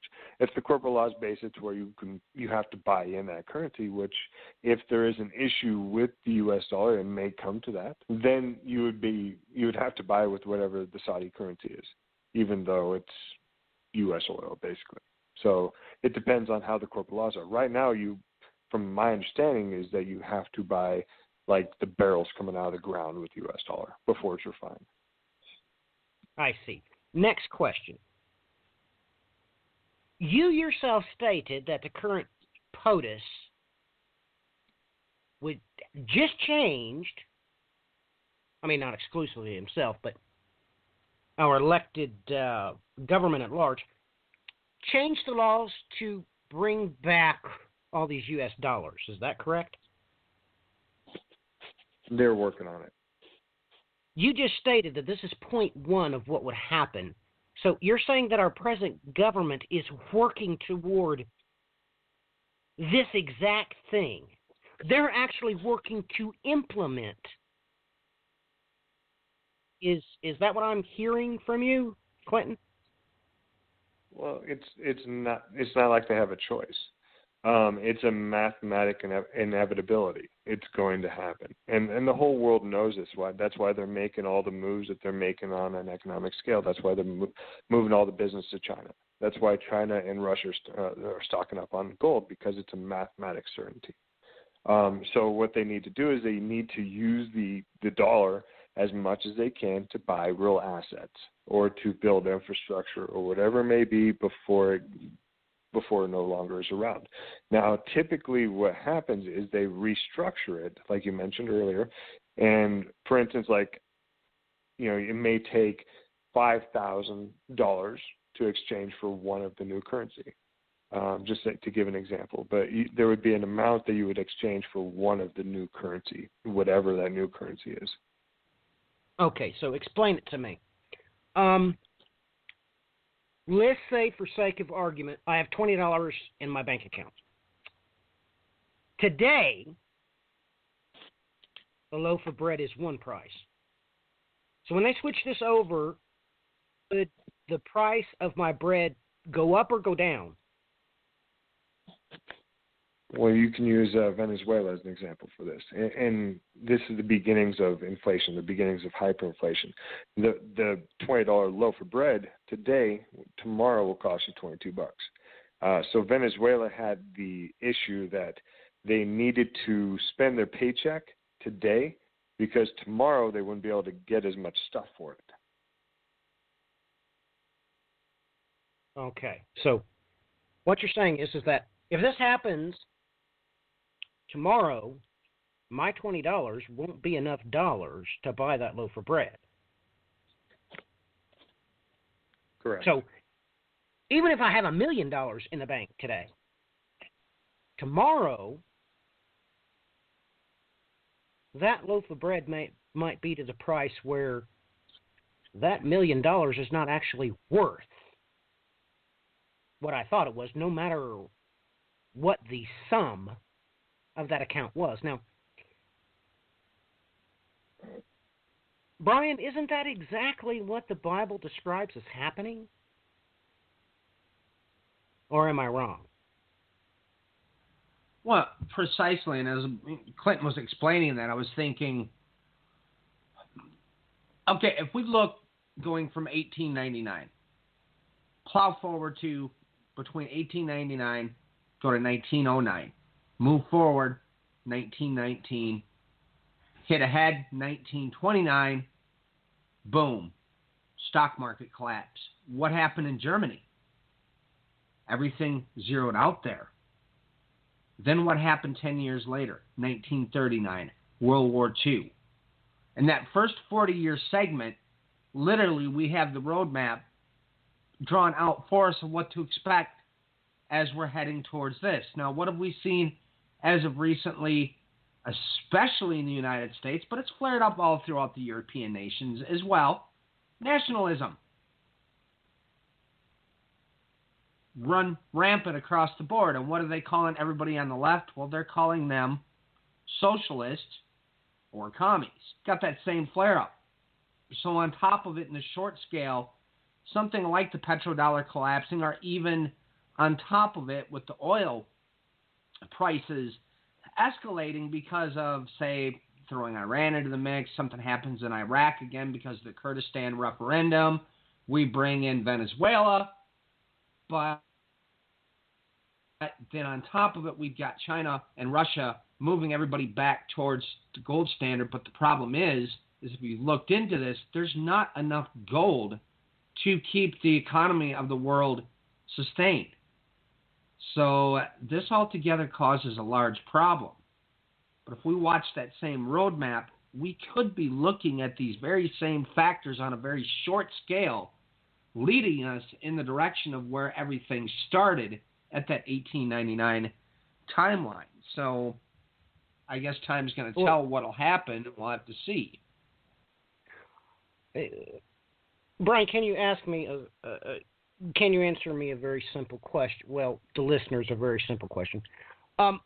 Genetically speaking, when you're talking about these people that this happened to, what are the Germans in Bible prophecy? Well, that's Gomer. I see. And riddle me Gomer. Is Gomer used a lot in Bible prophecy as a call sign as to who we should watch? Because you just said that history painted a perfect roadmap for us of where we're going if this happens, and you talk about Germany. So logic dictates that if what you're saying be true, Gomer would be in Bible prophecy more than once. Is that the case? Well, Ezekiel 38, 39 are the big ones to look at. And folks, you need to understand that the Germanic people are not just in Germany. They're in Germany, France, England, America. Makes up a vast majority of the population in multiple areas. And yeah, I've been looking into more stuff in the background and kind of stayed silent about it on air with this running Nazi connection still being in existence, and it gets ugly, folks. Well, so you Gomer just stated is a major player, yeah. So you just stated that the facts are out on the table, and all the players at this table knows that there's not enough ounces of gold on the planet to run the system. Now, based on what you've already said, that God provided the technical data for the woman so that she could become the bride by keeping her eyes on this Gomer that's repeated in Bible prophecy. If that be the case, chilling sound to hear the verses in the Bible talk about very strange time when people would throw their silver and their gold into the streets. Would you agree, Brian? Yep. And I wonder if it bothers any of our listeners that what Clinton and Brian just described is exactly what is already in the Bible, God's holy word, to a T. Now, most people, when you talk about Gomer in the Bible, they obviously have no desire to check the genetic data and the historical documentation that clearly states that, by the way, if you're talking about the Germanic peoples, you're talking about Gomer. And, by the way, don't you realize what just came out of Clinton's mouth just moments ago? Because that wasn't rehearsed. He said this. He said that... Let me make sure I remind you. It's presently happening in Venezuela, and Brian already said this happened in Germany back in 1929, he said, that when this event horizon happens, you're going to have to spend your money today because tomorrow it's not going to be worth enough value. Now, don't you realize that situation that both of these brothers of mine have described is completely detailed in the Bible with just one simple phrase? That a day's wages would cost you a loaf of bread. But they didn't use the Bible in describing it. Brian used a roadmap from the past. Clinton used a roadmap from the present. And guess where that means you're going? And guess what God already told you was going to be your location?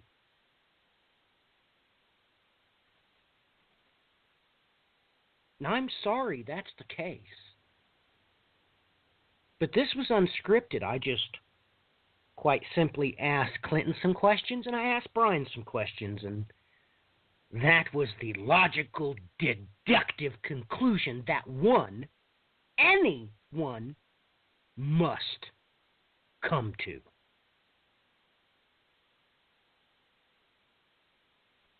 So now we're able to understand now that, well, some questions are unanswered here, aren't they?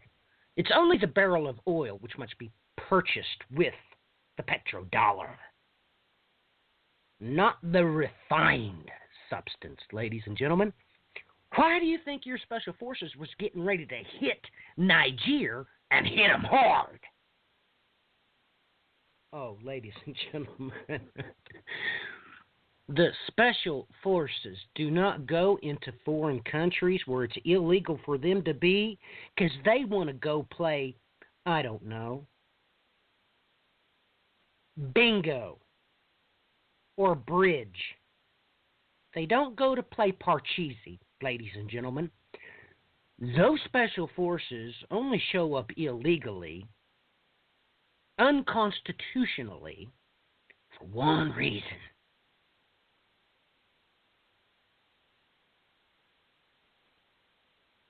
Now, just so you all understand why Brian talked about the gun rights and the rise of the right, just so you know, God having a 100% track record, because, by the way, he's the one that designed the track, because he has a 100% track record, he's already told this woman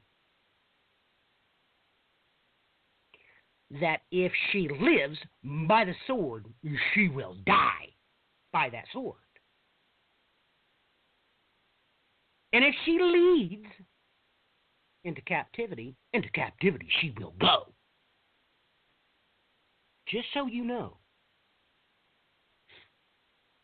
So with that in mind, if you claim to be the woman, you need to realize that, well, God has a 100%. He already knew what to tell you thousands of years in advance. Exactly what was going to happen and who it was going to happen with. So, try to pull yourself from the entertainment industry, ladies and gentlemen.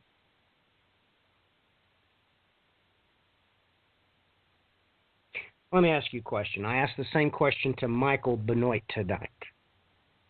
Riddle me this. Why must the woman endure the riders?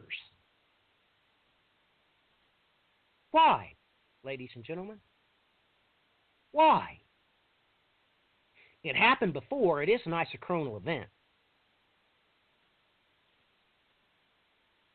No, the woman shouldn't be caught by surprise, but she should know and understand. It's really what comes naturally. It's what happened before, and it's going to happen again, just so you know.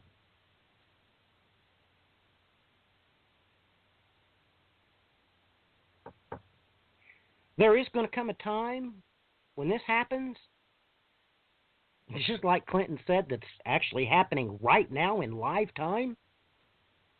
As soon as you get your paycheck, you're going to run to the store and spend it, because tomorrow it's not going to be able to buy as many slices of bread. You know, as far as documentation of what Brian was talking about this timeline, you can actually go get pictures of the Germanic peoples running down the street with wheelbarrows full of their dollars. And right now, you can go on vacation at this very location and walk into some of those old apartment buildings, and guess what's on the wall? It's not wallpaper, ladies and gentlemen. It's those dollars.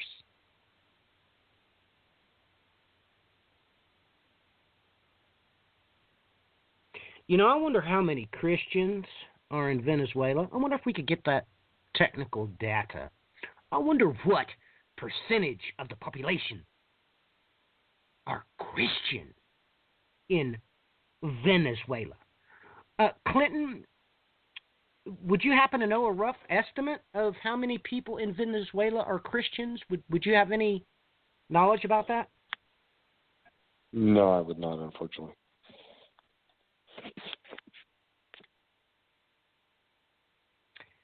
Ladies and gentlemen, I think it's something you probably should look into.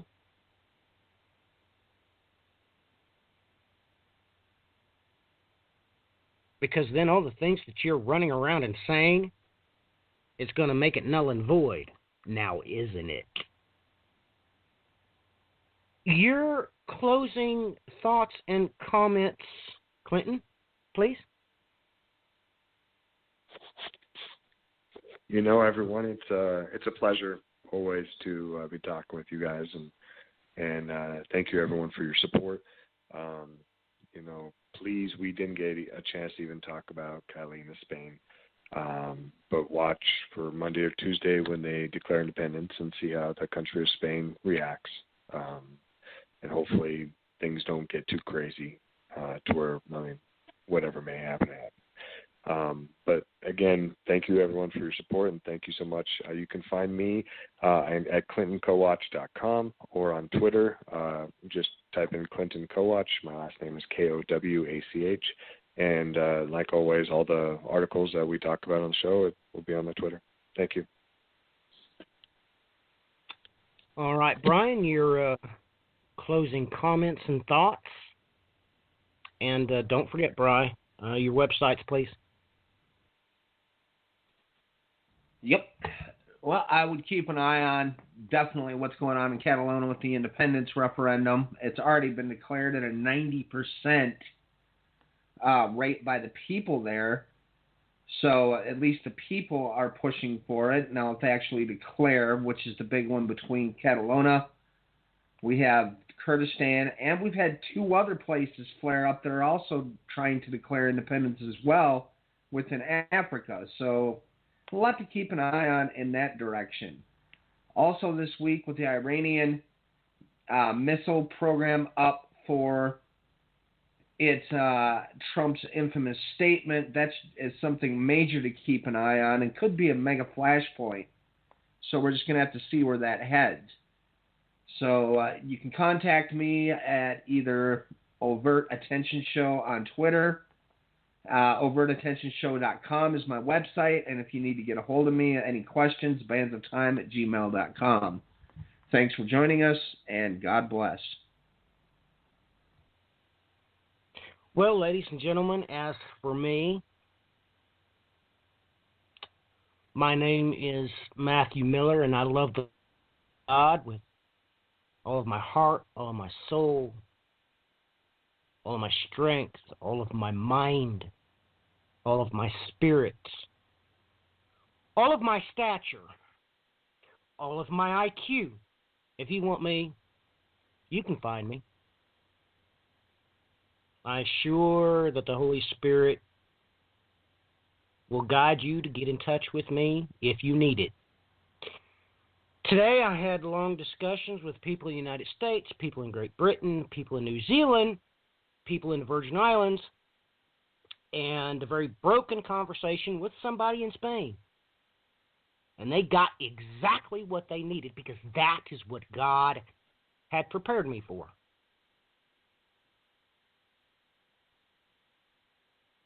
If you want to get on some of that information, just go look up on Facebook, the End Time Tribune group.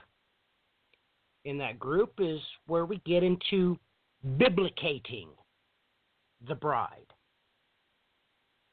Now, you don't have to join the group or whatever. It's public, but you can get on there. You can watch.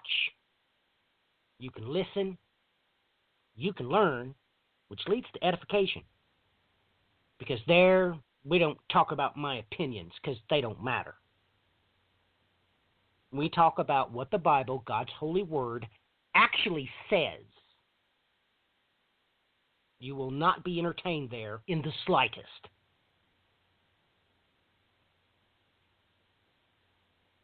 Ladies and gentlemen, the only thing I can say to you is seek the Lord thy God. Seek him. And on your visitation, you'll be prepared. Until next time, ladies and gentlemen, my name is Matthew Miller. God bless. Godspeed.